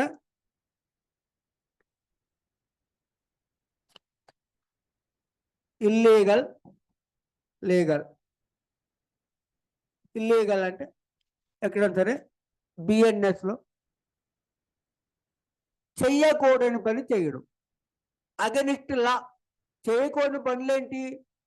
బిఎన్ఎస్లో ఏమైతే చెప్పారో చేయకూడదు. ఇప్పుడు ఫస్ట్ మనకి ఏమర్థం అవ్వాలంటే, ఎక్కడైనా సరే ఇక్కడ బైకులు పార్క్ చేయరాదు అన్నారంటే ఏంటి? మనుషులు అక్కడ పార్క్ చేస్తారని అర్థం. డౌరీ తీసుకోవద్దంటే ఏంటి? ఆ డౌరీ తీసుకుంటాడని అర్థం. రేప్ చేయకూడదంటే ఏంటి? రేప్ చేస్తాడని అర్థం. వాడి ప్రాపర్టీ ఆక్రమించకూడదంటే ఏంటి? ఆక్రమించుకుంటాడని అర్థం. తల పగలగొట్టొద్దంటే ఏంటి? తల పగలగొడతాడని అర్థం. అంటే అసలు ఏంటి ఈ అఫెన్స్లు? ఎక్కడి నుంచి వచ్చినాయి? ఇవన్నీ చేస్తే మనుషులు చూసి రాశారు. అంటే ఏ పనైనా ఒకటి చేయకూడదంటే మనుషులు చేస్తారని అర్థం. ముగ్గురు ఎక్కకూడదురా బైక్ అంటే ఏంటి? ఎక్కుతారని అర్థం. లైసెన్స్ లేకుండా నడపకూడదంటే నడుపుతారని అర్థం. 18 years లోపు నడపకూడదంటే నడుపుతాడని అర్థం. 75 years దాటిన వాడు నడపకూడదంటే నడుపుతాడని అర్థం. ఏదైనా ఒక పని చెయ్యకూడదు అని రాశారంటే మనుషులు ఆ పని చేస్తారని అర్థం. అది ఫస్ట్ మనకు అర్థం అవ్వాలి. సో ఇల్లీగల్ అంటే అగనిస్ట్ లా. బిఎన్ఎస్లో ఏవేవైతే అఫెన్స్ అని చెప్పారో వాటిని చేయడాన్ని ఇల్లీగల్ యాక్ట్ అండి. అగనిస్ట్ లా, ఇల్లీగల్ యాక్ట్. అలాగే ఏవైతే ఒమిషన్స్ ఉన్నాయో ఆ ఒమిషన్ని చేయడాన్ని కూడా అంటే అగనిస్ట్, అది కూడా అంటే illegal by means of an act, by means of an omission. అంటే చేయకూడని పని చేస్తే ఇల్లీగల్, చేయాల్సిన పని చేయకపోతే illegal. So illegal by an act, illegal by an omission. So ఒక ఒమిషన్ ఉంది, ఆ ఒమిషన్ని వాడు చేశాడు, ఒమిషన్ని యాక్ట్ చేశాడు. సో యాక్ట్ అంటే ఏం చెప్పాడు? Omission, act. ఏమంటే illegal and legality bound to do. The word illegal is applicable to everything which is an offense, which is prohibited by law, which is prohibited by law. అంటే లాలో prohibit చేసిన దాన్ని చేయడాన్ని illegal act అంటారు. అంటే illegal అంటే against law, which furnishes ground for civil action and a person is said to be legally bound to do. అంటే చెయ్యాల్సిన పని చెయ్యకపోయినా ఇల్లీగల్, చెయ్యకూడని పని చేసిన illegal. So bound to do, చెయ్యాల్సిన పని చేయకపోతే ఇల్లీగల్, చెయ్యకూడని పని చేసిన ఇల్లీగల్. రెండు. తర్వాత జడ్జి. సరే, జడ్జి అంటే మనకు తెలుసు. జడ్జి అంటే ఎవరైనా చెప్పారంటే ఏదైనా ఒక డెసిషన్ ఇచ్చి ఆ డెసిషన్ మీద అప్పీల్ ఉన్నా లేకపోయినా, ఇప్పుడు కొన్ని హైకోర్టులు ఎలా ఉంటాయి డెసిషన్స్, డిస్పోజ్డ్ ఆఫ్ అంటారు, ఇంకా దానికి అప్పీల్ ఉండదు. కింద సర్టిఫికేట్ ఇస్తేనే కదా సుప్రీంకోర్టుకి అప్పీల్కి వెళ్తాం. సర్టిఫికేట్ ఇవ్వకుండా డిస్పోజ్డ్ ఆఫ్ అంటే ఎస్ఎల్పి కింద వేసుకోవాలి, అలౌ చేస్తే లేదు, లేకపోతే. సో ఒక జడ్జి ఒక జడ్జిమెంట్ ఇచ్చి, లేకపోతే కింద కోర్టు 2 రోజులు జైలు శిక్ష వేసింది, దానికి అప్పీల్ ఉండదు కదా. ఒక 3,000 ఫైన్ వేసింది, అప్పీల్ ఉండదు కదా. ఇట్లా అప్పీల్ ఉన్నా లేకపోయినా జడ్జిమెంట్లు ఇచ్చే అధికారం ఉన్నవాడిని జడ్జి అంటారని చెప్పారండి. Who is empowered by law to give any legal proceeding, civil or criminal, a definitive judgment or judgment which, if not appealed against, would be definitive, a judgment which confirmed by some other authority. అంటే కొన్ని జడ్జిమెంట్లు వేరే అథారిటీతో confirm. ఇప్పుడు ఒకడికి మరణాన్ని శిక్ష చేస్తారు, death punishment, ఎవరు వేస్తారు? ట్రయల్ కోర్టులు వేస్తారు, జిల్లా జడ్జీలు వేస్తారు. ఈ జిల్లా జడ్జీలు వేసిన, ట్రయల్ కోర్టులు వేసిన డెత్ పనిష్మెంట్ ని హైకోర్టులు కన్ఫర్మ్ చేయాలి, subject to confirmation by the high court. అసలు డెత్ పనిష్మెంట్, మరణ శిక్షలు ఎవరు వేస్తారంటే హైకోర్టు లేవు, సుప్రీంకోర్టు లేవు, ట్రయల్ కోర్టులు వేస్తాయి, జిల్లా జడ్జీలు వేస్తారు. అదే జిల్లా జడ్జి డెత్ పనిష్మెంట్ వేసినంత మాత్రం అది కన్ఫర్మ్ కాదు, subject to confirmation by the high court. హైకోర్టుకి రాసుకోవాలి, హైకోర్టు కన్ఫర్మ్ చేయాలి. సో ఏదైనా జడ్జిమెంట్ ఇచ్చే పవర్ ఉన్నాయని జడ్జి అంటారని చెప్పారు. ఓకే, ఇక్కడ లైఫ్, ఇది మనకి పనిష్మెంట్స్ లో ఇంప్రిజన్మెంట్ ఫర్ లైఫ్ అంటారు. పనిష్మెంట్ లో ఇంప్రిజన్మెంట్ ఫర్ లైఫ్ అంటే నేను చెప్పాను, అది 14 years కాదు, 7 years కాదు, 20 years కాదు. అక్కడ ఏం రాశారు? Just imprisonment for life. Imprisonment for life అంటే means the life of human being. Life of human being, వాడు బతికున్నంత కాలం. అంటే ఎవరికైనా లైఫ్ ఇంప్రిజన్మెంట్ పడింది, లైఫ్ సెంటెన్స్ పడింది అంటే వాడు బతికున్నంత కాలం జైల్లో ఉండాలి. తర్వాత విషయం, ప్రభుత్వాలు క్షమాభిక్ష పెడతాయో పెట్టవో, 5 ఏళ్ళు 10 ఏళ్ళ నుంచి లేవు అట్లా.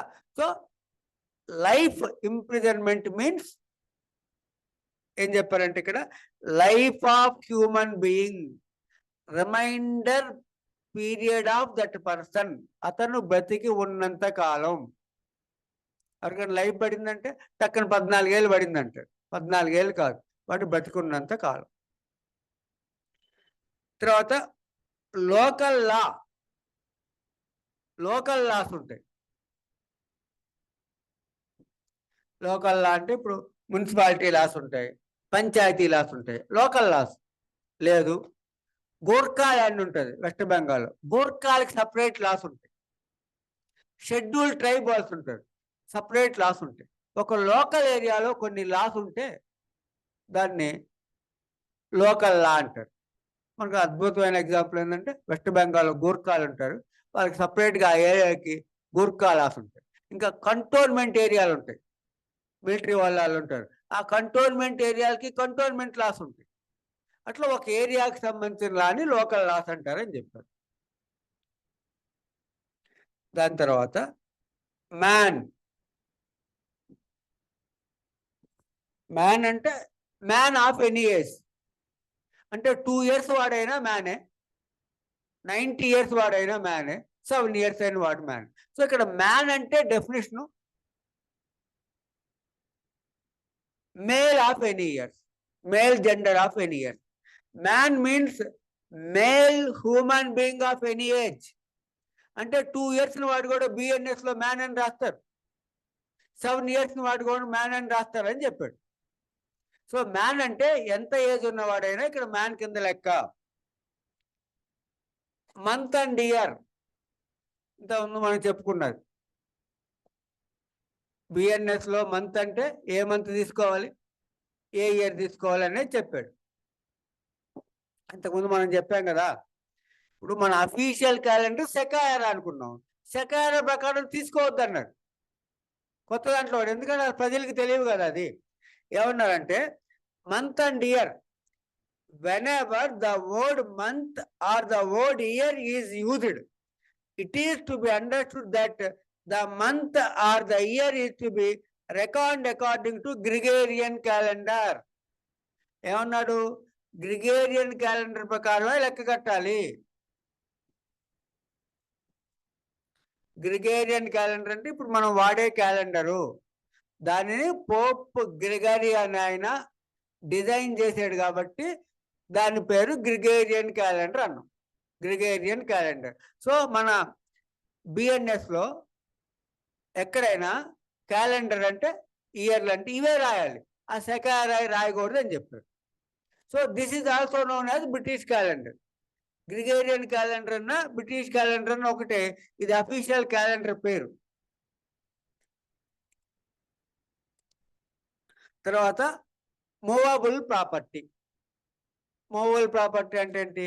ఎర్త్, దానికి అటాచ్ అయి ఉన్నాయి, ఆ అటాచ్ అయి ఉన్న దానికి పర్మనెంట్ ఫిక్స్డ్. ఇప్పుడు ఒక ఇల్లు ఉంది, అటాచ్ టు ఎర్త్ ఆ హౌస్, అది ఇమ్మూవబుల్ ప్రాపర్టీ. ఆ హౌస్ కి పర్మనెంట్ ఫిక్సెస్ ఉంటాయి, డోర్లు, ఏసీలు, ఫ్యాన్లు, పర్మనెంట్ ఫిక్సెస్. ఆ పర్మనెంట్ గా ఫిక్స్ అయినవి కూడా ఇమ్మూవబుల్ ప్రాపర్టీ. అదే ఫ్రిడ్జ్ ఉంది, మూవబుల్. వాషింగ్ మిషన్ ఉంది, మూవబుల్. అలాగంటే ఫ్యాన్ ఏం చేస్తున్నాం, ఫిక్స్ చేస్తున్నాం. ఏసీ ఏం చేస్తున్నారు, ఫిక్స్ చేస్తున్నారు. కాటు ఫిక్స్ చేయం కదా. ఒకవేళ కాటు కూడా అలా ఫిక్స్ చేస్తే ఇమ్మూవబుల్ ప్రాపర్టీ. అంటే పర్మనెంట్లీ అటాచ్ టు ఎర్త్. ఒక హౌస్ ఎర్త్కి అటాచ్ అయింది కాబట్టి immovable property. And fixed, permanently fixed to the attach to the earth. ఎర్త్కి అటాచ్ అయిన వాటికి పర్మనెంట్ ఫిక్సెస్ కూడా ఇమ్మూవబుల్ ప్రాపర్టీ అని చెప్పారు. ఫస్ట్ ఇక్కడ మూవబుల్ ప్రాపర్టీ అంటే include property of every description except land and things attached to earth. Land, things attached to earth immovable. Permanently fastened to anything which is attached to earth. So movable property అంటే immovable కాంది movable అని చెప్పారు. Immovable అంటే ఏం చెప్పారంటే things attached to earth and permanently fastened to the things attached to earth. ఇవి రెండు తప్ప మిగతావన్నీ మూవబుల్ అన్నాడు. అంటే ఏం చెప్పాడు, ఒక హౌస్ ఎర్త్కి అటాచ్ అయింది, ఆ హౌస్ ఇమ్మూవబుల్. ఆ హౌస్లో ఫ్యాను, ఏసీ పర్మనెంట్గా ఫిక్స్ చేశారు. ఆ ఫిక్సెస్ కూడా ఇమ్మూవబుల్ అన్నారు, మిగతాదంతా మూవబుల్ అని చెప్పారు. సో మూవబుల్ అంటే ఇమ్మూవబుల్ కానిదే మూవబుల్ అని చెప్పారు. Includes movable property includes property of every description except land and things attached to it are permanently fastened to anything which is attached to it. డైరెక్ట్గా explain చేస్తే ఒక Telugu version వస్తుందని నేను మీకు English చదివి వినిపిస్తున్నాను అనమాట. తర్వాత నంబర్ అంటే సింగులర్ని ప్లోరల్గా తీసుకోండి, ప్లోరల్ని సింగులర్గా కూడా తీసుకోండి అన్నాడు. Number, unless the contrary appears from the context, words importing the singular number include the plural number. The words importing the plural number include the singular number. ఏం చెప్పారంటే తల పగలగొట్టిన వాడికి శిక్ష అని రాస్తే 5 కలిసి పగలగొట్టారు కదా, తల పగలగొట్టిన వారికి అని కూడా చదువుకోండి అని చెప్పారు. తల పగలగొట్టిన వారికి శిక్షణ రాశారు, ఒక్కడే పగలగొట్టాడు, తల పగలగొట్టిన వాడికి అని కూడా చదువుకోండి అని. అంటే ఎక్కడైనా సింగులర్ నెంబర్ వస్తే అది ప్లోరల్ కూడా వర్తిస్తుంది, ప్లోరల్ నెంబర్ వస్తే సింగులర్ కూడా వర్తిస్తుంది. మరి అయ్యే కదా ఇప్పుడు కోర్టుల్లో వాటి మీదే ఉంటుంది ఆర్గ్యుమెంట్. ఇప్పుడు మనం ఇంతకుముందు అసలే కాన్స్టిట్యూషన్లో ఒకటి చెప్పుకున్నాము,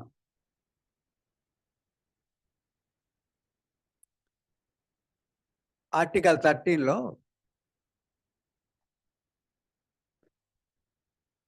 ఇంటర్ప్రిటేషన్ ఆఫ్ వర్డ్, ఒక అర్థ వివరణ కాన్స్టిట్యూషన్లో interpretation of word with the supreme court and high courts అని చెప్పాం. ఒక పదానికి అర్థ వివరణ కాన్స్టిట్యూషన్లో ఓ డిక్షనరీలో చెప్పింది కాదు, నువ్వు చెప్పింది కాదు, సుప్రీం కోర్టులు హైకోర్టులు చెప్పారని రాశారు. ఏంటి అసలు చూడండి, ఇప్పుడు మనం I saw a man on the road Anu. I saw a man on the road అంటే ఎవరు, of any gender. I saw a man on the road అంటే ఆడ మనిషి అవ్వచ్చు, మగ మనిషి అవ్వచ్చు. I saw a man and A women అన్నాం. ఇప్పుడేమైంది, ఇక్కడ మ్యాన్ అంటేనేమో మేల్ జెండర్, ఉమెన్ అంటేనేమో ఫీమేల్. అది లేకుండా I saw a man on the road అంటే ఎవరైనా అవ్వచ్చు. మీకు అర్థమవుతుంది. ఇప్పుడు డాగ్ ఉందండి, I saw A dog on the road. I saw A dog on the road అంటే అది ఆడదా మగదా తెలియదు మనకి. డాగ్ అంటే ఆడ డాగ్ అవ్వచ్చు, మగ dog. I saw A dog అంటే ఏ బిచ్ అన్నాం. ఇప్పుడు ఇది ఆడ కుక్క, ఇది మగ కుక్క. ఆ డాగ్ని సందర్భాన్ని బట్టి ఏదైనా ఆడ కుక్క అయినా మగ కుక్క అయినా అని వాడాం, లేకుంటే మగ కుక్క అని వాడు. ఇప్పుడు I saw A dog on the road అంటే ఏదైనా అవ్వచ్చు. ఐ సా ఏ డాగ్ అంటే బిచ్ అన్నాం, ఆడ కుక్కని మగ కుక్కని చూసామన్నాం. అలాగా హార్స్ ఉంటుంది, ఐ సా ఏ హార్స్ అన్నాం. ఏ హార్స్ అది? ఏ హార్స్ అయినా అవ్వచ్చు, ఆడది అవ్వచ్చు, మగది అవ్వచ్చు. I saw a horse and a mare అన్నాం. ఇప్పుడు ఆడగుర్రం. ఇది ఎప్పుడు ఆడగుర్రం అయింది? ఈ హార్స్ మగ గుర్రం అయింది. అది జాగ్రత్తగా అర్థం అవ్వాలి. రైట్. ఇప్పుడు ఇక్కడ ఎందుకు అలా ఇంటర్ప్రిటేషన్ ఆఫ్ వాట్ సుప్రీంకోర్టులు హైకోర్టులకు ఇచ్చారు, ఇక్కడ ఎందుకు డెఫినేషన్లో ఇంత క్లియర్గా ఇచ్చారంటే, బ్రిటిష్ గవర్నర్లు ఉన్నప్పుడు మద్రాసులో ప్రెసిడెన్సీ టౌన్స్ ఉంటాయి, చదువుంటారు ఐపీసీలో కానీ బిఎన్ఎస్లో. ప్రెసిడెన్సీ టౌన్స్ అంటే బాంబే, కలకత్తా, మెడ్రాస్. ఈ మూడింటిని ప్రెసిడెన్సీ టౌన్స్ అంటారు. ప్రెసిడెన్సీ టౌన్ అంటే వేర్ గవర్నర్స్ లివ్డ్. మెడ్రాస్లో గవర్నర్ ఉండేవాడు, కలకత్తాలో గవర్నర్ ఉండేవాడు, బాంబేలో గవర్నర్. ప్రెసిడెన్సీ టౌన్స్ అంట. ఈ ప్రెసిడెన్సీ టౌన్లో మెడ్రాస్లో గవర్నర్ వస్తాడు అనుకోండి. ఇప్పుడు మనం ఉన్నాం, ప్రెసిడెంట్ ఆఫ్ ఇండియా వస్తున్నాడు, లేకపోతే మన స్టేట్ గవర్నర్ వస్తున్నాడు. ఆ కార్కి కొన్ని సింబల్స్ ఉంటాయి, అవి వేరే వాడు పెట్టుకోకూడదు.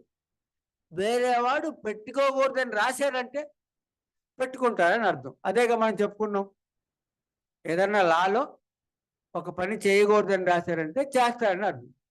గవర్నరు బ్రిటిష్ వాళ్ళు ఉన్నప్పుడు బ్రిటిష్ గవర్నర్ వస్తున్నారంటే ఆయన వచ్చే బండికి, కార్ట్కి 14 హార్సులు కట్టేవాళ్ళు.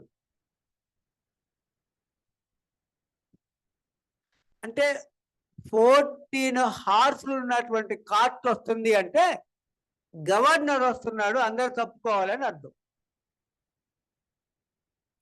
అయితే 14 హార్సులు కట్టుకోకూడదు, కట్టుకుంటే పనిష్మెంట్ ఉంటుంది. అదే కదా దాని అర్థం. రైట్. ఒక ఏ అని అతను ఏం చేశాడంటే 14 హార్సులు కట్టుకొని తిరుగుతున్నాడు. 14 హార్సులు కట్టుకొని తిరుగుతున్నాడు. వాడిని పట్టుకొచ్చి కోర్టులో పెట్టాడు. ఏం రాశారు అక్కడ? 14 హార్సులు ఎవడు కట్టుకోవడానికి లేదని రాశాడు. మరి ఇప్పుడు ఇక్కడ హార్స్ అంటే డెఫినేషన్ ఏంటి? అప్పుడు టంగుటూరి ప్రకాశం పంతులు గారు ఉంటాడు, ఆయన మెడ్రాస్లో లాయరు. ఈయన ఏం చెప్పాడంటే, ఏమంటే మీరు 14 హార్సులు కట్టుకోవద్దు అన్నాడు, మా వాడు 13 హార్సులు కట్టుకున్నాడు, ఒక మేర్ కట్టుకున్నాడు అని చెప్పి వాదించాడు. కేసు విన్ అయింది. ఎందుకంటే నిజమే కదా, నువ్వు 13 హార్సులు కట్టుకోవద్దు అన్నాడు, మా వాడు 14 హార్సులు కట్టుకోవద్దు అన్నాడు, మా వాడు 13 హార్సులు కట్టుకుని ఒక మేర కట్టుకున్నాడండి అన్నాడు. అదే ఇప్పుడైతే నువ్వు చెప్పింది కదయ్యా డెఫినేషను, మేము హార్స్ అంటే ఏదైనా అనే ఉద్దేశంతో రాసామని చెప్తారు. అందుకని interpretation of word vested in the high courts and supreme court. అర్థ వివరణ, కాన్స్టిట్యూషన్లో ఒక పదానికి అర్థం చెప్పాలంటే ఇప్పుడు మన కాన్స్టిట్యూషన్లో నువ్వు చెప్పిందో డిక్షనరీ చెప్పిందో కాదు, హైకోర్టులు సుప్రీంకోర్టు చెప్పింది. అందుకే కాన్స్టిట్యూషనల్ బెంచీలు ఉంటాయి. అందుకని ఇప్పుడు అవే కదా మన ఆర్గ్యుమెంట్లు, తల పగల కొట్టిన వాడికి అన్నారండి, లేకపోతే తల బొక్కిన వాడికి అన్నారండి, హీ అన్నారండి, కానీ తల పగల కొట్టిన ఆమె కదా, అనకుండా ఈ అంటే షీ అని రాసుకోండి, జెండర్ అని రాసుకోండి, ట్రాన్స్జెండర్ అని రాసుకోండి అని చెప్తుంది. అలా లేకపోతే సింగులర్ని ప్లోరల్గా చదువుకోండి, ప్లోరల్ని సింగులర్గా చదువుకోండి. మళ్ళీ మనం సెక్షన్ వైజ్ ఒకసారి చేస్తున్నాం, అసలు ముందు కాన్సెప్ట్ చూస్తున్నాం వరుసగా. సో మంత్ అండ్ ఇయర్ దగ్గర ఏం చెప్పాం, ఎక్కడైనా మంత్ వేయాలంటే గ్రిగేరియన్ క్యాలెండర్ ప్రకారం వేయాలి, ఇయర్ వేయాలంటే గ్రిగేరియన్. అదే కదా మనం అలా చెప్పలేదనుకోండి, ఎవడో ఒకడు ఏం చేస్తాడు, సెకారా ప్రకారం వేస్తాడు. అని ఏమంటానికి లేదు కదా. అందుకని ప్రతి అంశాన్ని క్లియర్గా చెప్పారు బిఎన్ఎస్లో. ఓకే, మంత్ అండ్ ఇయర్ అయిపోయింది, మోబుల్ ప్రాపర్టీ అయిపోయింది, నంబర్ కూడా అయిపోయిందిగా. సింగులర్ని unless the contrary appears from the context, words importing the singular number include the plural number. ఎక్కడైనా సింగులర్ నెంబర్ వస్తే ప్లోరల్ గా చదువుకోవాలి. పరిగెత్తిన వాడు అంటే పరిగెత్తిన వాళ్ళు అని చదువుకోవాలి. పరిగెత్తిన వాళ్ళు అంటే పరిగెత్తిన వాడు, రెండింటికి వర్తిస్తుందని చెప్పాడు. అలాగే ఓత్ అంటే కోర్టుల్లో కానీ పబ్లిక్ సర్వెంట్ల ముందు కానీ ప్రమాణం చేసి, అంటే అఫర్మేషన్, దాన్ని ఓత్ అంటారని చెప్పాడు. Oath includes a solemn affirmation. From the context, words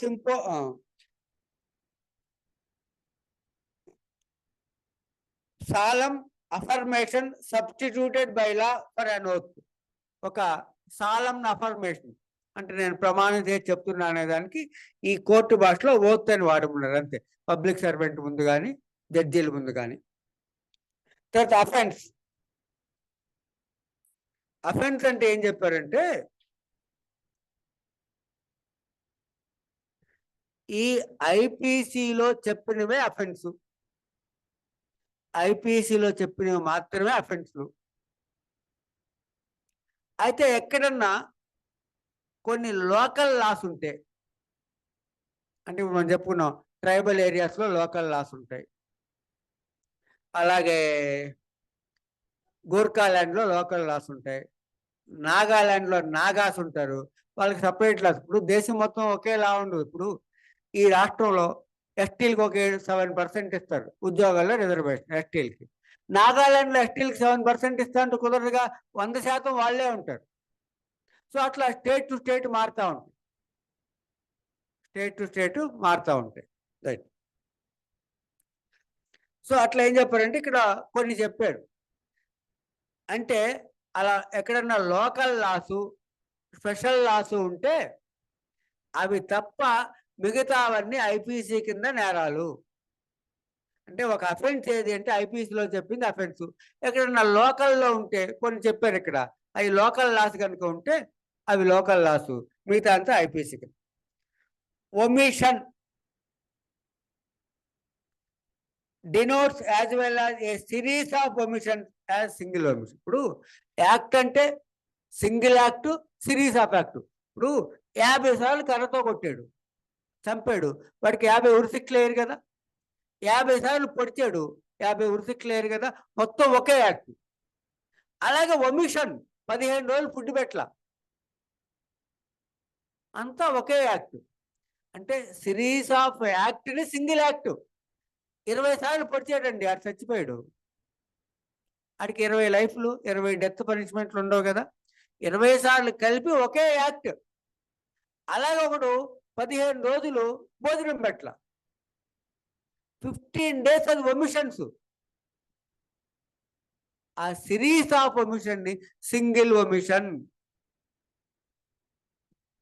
అంటే, ఒకసారి వాడు 10 సార్లు చేసినా ఒకే శిక్ష, 10 సార్లు ఒమిషన్ చేసినా ఒకే శిక్ష. అది అంతా ఒక యాక్ట్ కింద లెక్క. సిరీస్ ఆఫ్ యాక్ట్స్ ని ఒక యాక్ట్ కింద తీసుకోండి, సిరీస్ ఆఫ్ ఒమిషన్ కింద ఒక ఒమిషన్ కింద తీసుకోండి. తర్వాత ఒమిషన్ అయిపోయింది. పర్సన్ ఇంతకుముందు ఐపీసీ సెక్షన్ 11లో ఉండేది, ఇక్కడ సెక్షన్ 226లో ఉంది. Person includes any company or association, body of persons whether incorporated or not. Person గుర్తుపెట్టుకోవాలి, సెక్షన్ 2 సబ్ సెక్షన్ 26లో పర్సన్ అంటే అసలు ఏంటి? మనం డైరెక్ట్గా పర్సన్స్. ఇక్కడ ఏం చెప్పారంటే పర్సన్ అంటే including a corporation whether incorporated or not. అంటే ఇప్పుడు మనం కోర్టులో కేసులు ఎవరు వేస్తారు? ఒక పర్సన్ ఇంకో పర్సన్ మీద వేస్తారు, అంతే కదా. ఒక ఇల్లు వచ్చి ఇంకో ఇల్లు మీద వేయదు కదా, లేకపోతే ఒక యానిమల్ వచ్చి ఇంకో ఒక హ్యూమన్ బీయింగ్ ఇంకో హ్యూమన్ బీయింగ్ మీద వేస్తాడు, ఒక పర్సన్ ఇంకో పర్సన్ మీద వేస్తాడు. అయితే ఇక్కడ పర్సన్ అంటే ఏం చెప్పారంటే, మళ్ళీ చదువుతాను చూడు. ఏ కంపెనీ ఆర్ అసోసియేషన్, ఒక కంపెనీ ఉంది. ఇప్పుడు ఒక యూనియన్ బ్యాంక్ ఉంది, this is a company. Union bank ఉంది అనుకోండి, వీళ్ళందరూ ఎవరు? ఇప్పుడున్న బ్యాంకులన్నీ కూడా incorporated, registered under companies act 1956. Companies act 1956 ప్రకారం ఇప్పుడున్న బ్యాంకులు కానీ, చిట్ ఫండ్ కంపెనీలు కానీ, ఏ సంస్థలైనా రిజిస్టర్ చేసుకోవాలి, అదొక కంపెనీ. సో బ్యాంక్ అనేది ఒక కంపెనీ, ఎల్ఐసి అనేది ఒక కంపెనీ, చిట్ ఫండ్ అనేది ఒక కంపెనీ. ఇవి ఎలా రిజిస్టర్ అవుతాయంటే కంపెనీస్ యాక్ట్ 1956 కింద రిజిస్ట్రేషన్ ఉంటుంది. వాళ్ళు పెట్టుకుంటారు బోర్డు, లేకపోతే మూసేయాలి. అయితే ఇక్కడ జాగ్రత్త చూడండి, ఈ యూనియన్ బ్యాంకు ఒక వ్యక్తి మీద కేసేస్తుంది, ఒక వ్యక్తి యూనియన్ బ్యాంక్ మీద కేసేస్తాడు. కానీ మనం ఏం చెప్పుకున్నాం? ఒక లివింగ్ పర్సన్ ఇంకో లివింగ్ పర్సన్ మీద కేసేయాలి. ఇక్కడ ఏమైందంటే company is treated as a person. అంటే ఏమైందంటే ఇక్కడ ఇన్కార్పొరేషన్ ఆ కంపెనీస్ యాక్ట్ కింద రిజిస్టర్ చేసుకుంటే that company is equal to an individual created by లా. చట్టము తయారు చేసిన పర్సన్ తో ఈక్వల్. ఇట్ కెన్ సూ anyone, it can B sued by anyone. అది అర్థం అవ్వాలి. ఒక కంపెనీ పేరుతో ఒక వ్యక్తి మీద ఎందుకు కేసేస్తారు? ఒక వ్యక్తి ఒక కంపెనీ మీద ఎందుకు కేసేస్తారంటే ఆ company equal to an individual, A person created by లా. చట్టం తయారు చేసిన మనిషితో సమానం. అందుకని ఆ మనిషి ఇంకో మనిషి మీద కేసేస్తారు. సో సెక్షన్ 226లో బిఎన్ఎస్, పాత ఐపీసీలో 11లో ఉంటాయి. ఇక్కడ ఏం చెప్పారంటే పర్సన్ అంటే ఒక కంపెనీ కూడా పర్సనే, ఒక అసోసియేషన్ కూడా పర్సనే, వెదర్ ఇన్కార్పొరేటెడ్ ఆర్ నాట్. వాడు కంపెనీల యాక్ట్ కింద రిజిస్టర్ చేసుకున్నా చేయకపోయినా. సో ఒక కార్పొరేషన్ అంటే ఏ పర్సన్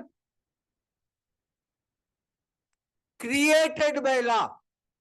సో ఎప్పుడైతే ఒక company equal to an individual, equal to a person created by law అయ్యారో it gets legal entity. Legal entity means it can sue anyone, it can be sued by anyone. అది ఇక్కడ చెప్పింది. Okay అండి. So person అంటే ఐపీసీలో, person అంటే బిఎన్ఎస్లో includes any company or association or body of persons whether incorporated or not. Incorporation అంటే companies act 1956 కింద register చేసుకుంటే incorporate అయినట్టు. ఒకవేళ వాడు రిజిస్టర్ చేసుకోకుండా నడిపినా, ఇప్పుడు కోఆపరేటివ్ సొసైటీస్ ఉన్నాయి, కంపెనీస్ యాక్ట్ కింద రిజిస్టర్ చేసుకో. సో వాడు రిజిస్టర్ చేసుకున్నా చేసుకోకపోయినా ఆ సంస్థలన్నీ పర్సన్స్ కింద లెక్క. అందుకే వాళ్ళ పేరు మీద కేసులు వేస్తారు. అది ఇక్కడ చెప్పింది పర్సన్ అండి. తర్వాత పబ్లిక్ అంటే మనమే, ప్రజలు, గ్రూప్ ఆఫ్ పర్సన్స్, లేకపోతే ఒక కమ్యూనిటీ, ఒక ఊర్లో వాళ్ళు, ఒక రోడ్లో వాళ్ళు, ఎవరైనా సరే పబ్లిక్. ప్రజలు, పబ్లిక్ అంటే ప్రజలు. Public includes any class of public or any community.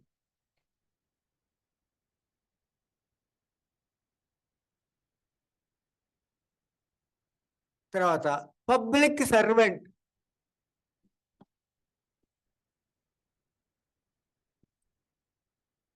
Public servant అంటే ఒక సెంట్రల్ గవర్నమెంట్లో కానీ స్టేట్ గవర్నమెంట్లో కానీ లోకల్ బాడీస్లో కానీ గవర్నమెంట్ పెట్టిన కార్పొరేషన్లో కానీ కోర్టుల్లో కానీ జైల్ డిపార్ట్మెంట్లో కానీ రెవెన్యూ డిపార్ట్మెంట్లో కానీ రైల్వేస్లో కానీ ఇలా గవర్నమెంట్ సెక్టార్లో గవర్నమెంట్ పెట్టిన కార్పొరేషన్లో పనిచేసే వాళ్ళందరూ పబ్లిక్ సర్వెంట్స్. అంటే దాని అర్థం ఏంటి? ఒక కలెక్టర్ ఉన్నాడు, ఒక జడ్జి ఉన్నాడు, కోర్టులో ఒక ప్యూన్ ఉన్నాడు. ఏంటి వీళ్ళ పని? ప్రజాసేవ చేయడం. అదే డిఫరెన్స్. ఇప్పుడు ఓ ప్రైవేట్ కంపెనీలో సాఫ్ట్వేర్ కంపెనీలో పనిచేస్తున్నావు, ఏదో ఒక ఇండస్ట్రీలో పనిచేస్తున్నారు ప్రైవేట్ వాటిలో. దాంట్లో వర్కర్, ఒక సాఫ్ట్వేర్ కంపెనీ తీసుకోండి, దాంట్లో పనిచేసే వాళ్ళు సాఫ్ట్వేర్ ఎంప్లాయీస్ ఆ సాఫ్ట్వేర్ కంపెనీ కోసం పనిచేస్తున్నారు. ఆ కంపెనీ కోసం పనిచేస్తున్నారు కాబట్టి వాడు కూలీ ఇస్తాడు. వేరే గవర్నమెంట్లో కానీ గవర్నమెంట్ పెట్టిన కార్పొరేషన్లో కానీ పనిచేస్తే వీళ్ళు ప్రజాసేవకులు, ప్రజలకి సేవ చేస్తున్నారు కాబట్టి, బ్రతకాలి కాబట్టి శాలరీ ఇస్తారు. అంత డిఫరెన్స్ ఉంటుంది. ప్రజలుకి సేవ చేస్తున్నారు, బ్రతకాలి కాబట్టి వీటికి శాలరీ ఇస్తాడు. వీళ్ళు public servants. So public servant అంటే ఎవరంటే సెంట్రల్ గవర్నమెంటు లో పనిచేసే వాళ్ళు, స్టేట్ గవర్నమెంట్లో పనిచేసే వాళ్ళు, అండ్ గవర్నమెంట్ పెట్టిన కార్పొరేషన్లో పనిచేసే వాళ్ళు. గవర్నమెంట్ పెట్టిన కార్పొరేషన్ అంటే ఏంటి? బ్యాంకులు, ఎల్ఐసీలు, ఓఎన్జీసీలు. ఇవన్నీ ఏంటంటే బ్యాంకులు, ఎల్ఐసీలు గవర్నమెంట్ ఎంప్లాయీస్ కాదు, వాళ్ళు గవర్నమెంట్ పెట్టిన సంస్థల్లో పనిచేసేవాళ్ళు.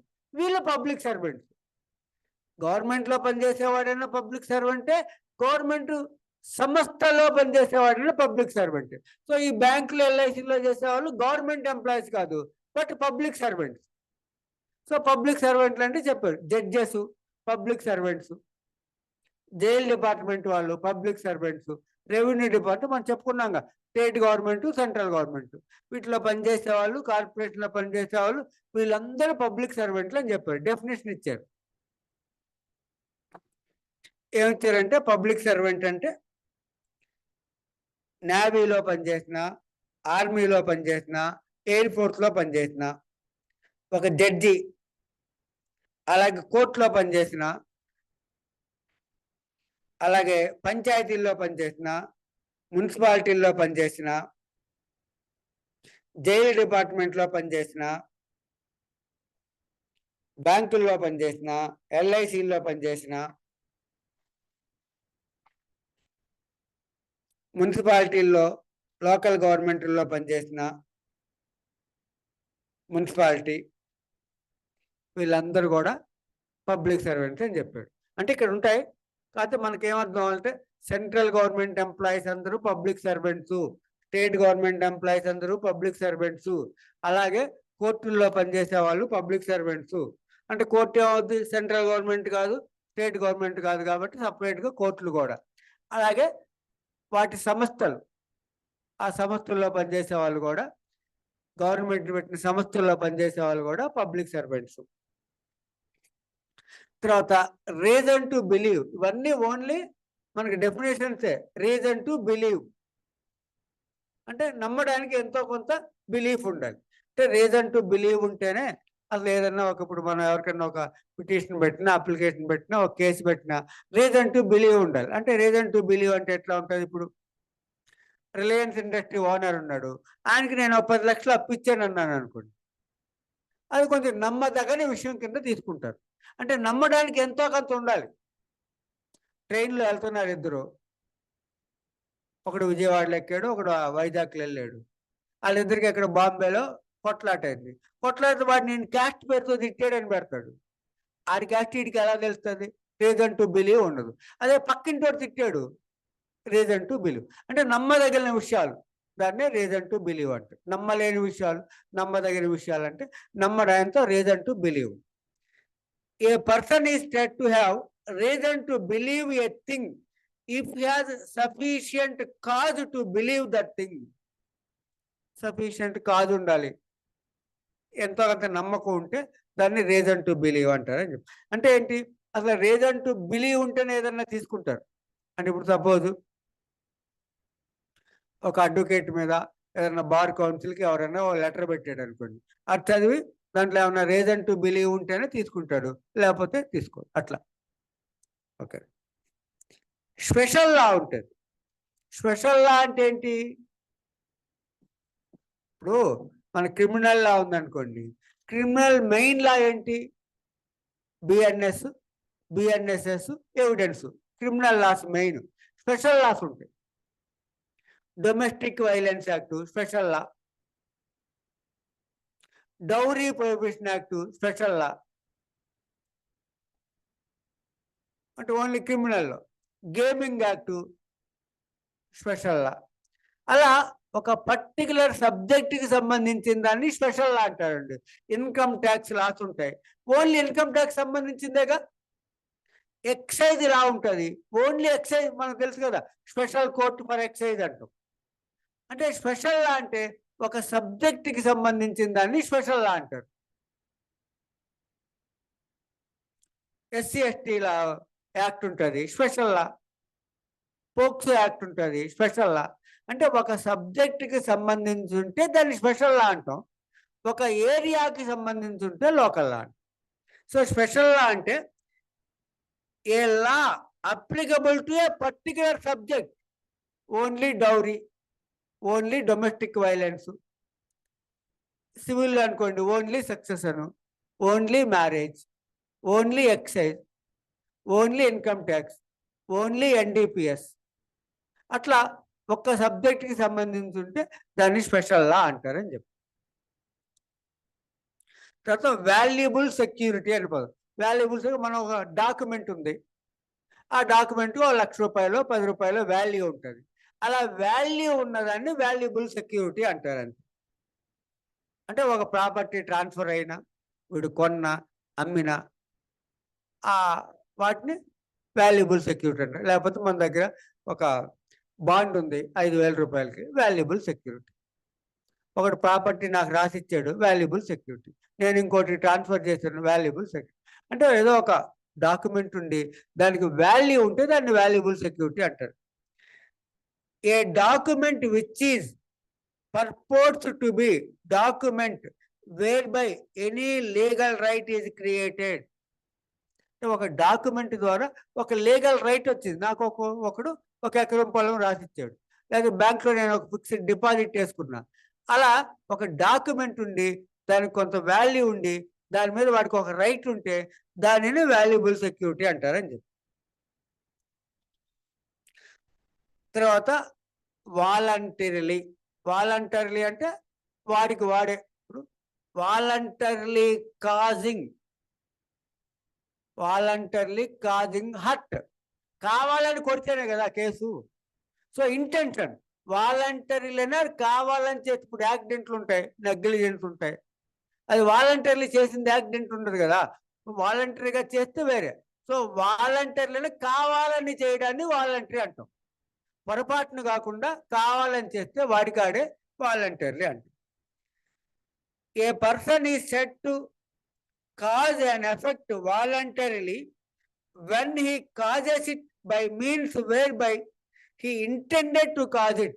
ఒక పనిని ఆడు కావాలని చేస్తే దానిని వాలంటరీ అంటారని చెప్పారు. కావాలని చేసిన దాన్ని వాలంటరీ అంటారు.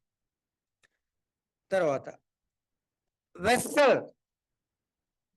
వెస్సల్ అంటే వాటర్ రవాణా. షిప్పులు, బోట్లు, స్టీమర్లు. షిప్పులు, బోట్లు, స్టీమర్లు అంటే వాటర్, ట్రాన్స్పోర్ట్ బై వాటర్. వాటిని వెస్సల్స్ అంటారు. వెస్సల్ అంటే anything made for the conveyance by water of human beings are property. అంటే షిప్పులు ఉంటాయి, కార్గో షిప్స్ ఉంటాయి, హ్యూమన్ బీయింగ్స్ మనుషులను కానీ లేకపోతే వస్తువులు రవాణాకి కానీ వాటర్ మార్గం ద్వారా ఉపయోగించే వాటిని అంటే ఏముంటాయంటే బోట్లు, షిప్పులు, స్టీమర్లు. అది మనుషులను తీసుకెళ్ళినా లేకపోతే వస్తువులను తీసుకెళ్ళినా దాన్ని వెస్సల్ అంటారని చెప్పారు ఇక్కడ. వెస్సల్. విల్ అంటే టెస్టామెంటరీ డాక్యుమెంట్. టెస్టామెంటరీ అది వీలునామా. విల్ అంటే వీలునామా, టెస్టామెంటరీ డాక్యుమెంట్ రెండు ఉంటాయని చెప్పాం. టెస్టామెంటరీ సక్సెస్ ఉంటుంది వీలునామా ద్వారా, వీలునామా లేకుండా నాన్ టెస్టామెంటరీ సక్సెస్ ఉంటుంది, అది ఇంటెస్టేట్ సక్సెస్ అని చెప్పి.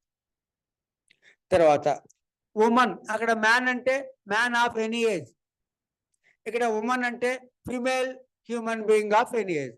మ్యాన్ అంటేనేమో man human being of any age, female అంటేనేమో female human being of any age. తర్వాత రాంగ్ఫుల్ గెయిన్, రాంగ్ఫుల్ లాస్ ఉంటుంది. రాంగ్ఫుల్ గెయిన్ అంటే మనం అక్రమంగా సంపాదించింది. రాంగ్ఫుల్ లాస్ అంటే మన వస్తువు పోగొట్టుకున్నాం, అది రాంగ్ఫుల్ లాస్.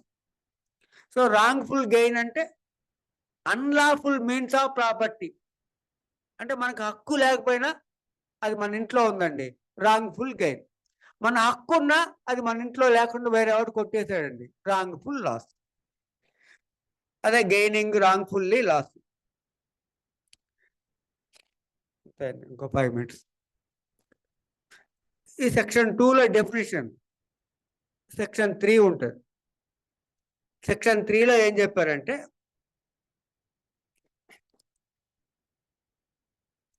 ఈ యాక్ట్ మొత్తంలో ఒక పదానికి ఏదన్నా అర్థం చెప్తే, ఇప్పుడు హీ అన్నాడు, హీ అంటే షీ అని చదువుకోండి, ట్రాన్స్జెండర్ అని చదువుకోండి అంటే ఈ యాక్ట్లో ఆ పదం ఎక్కడ వచ్చినా అదే చదువుకోవాలి.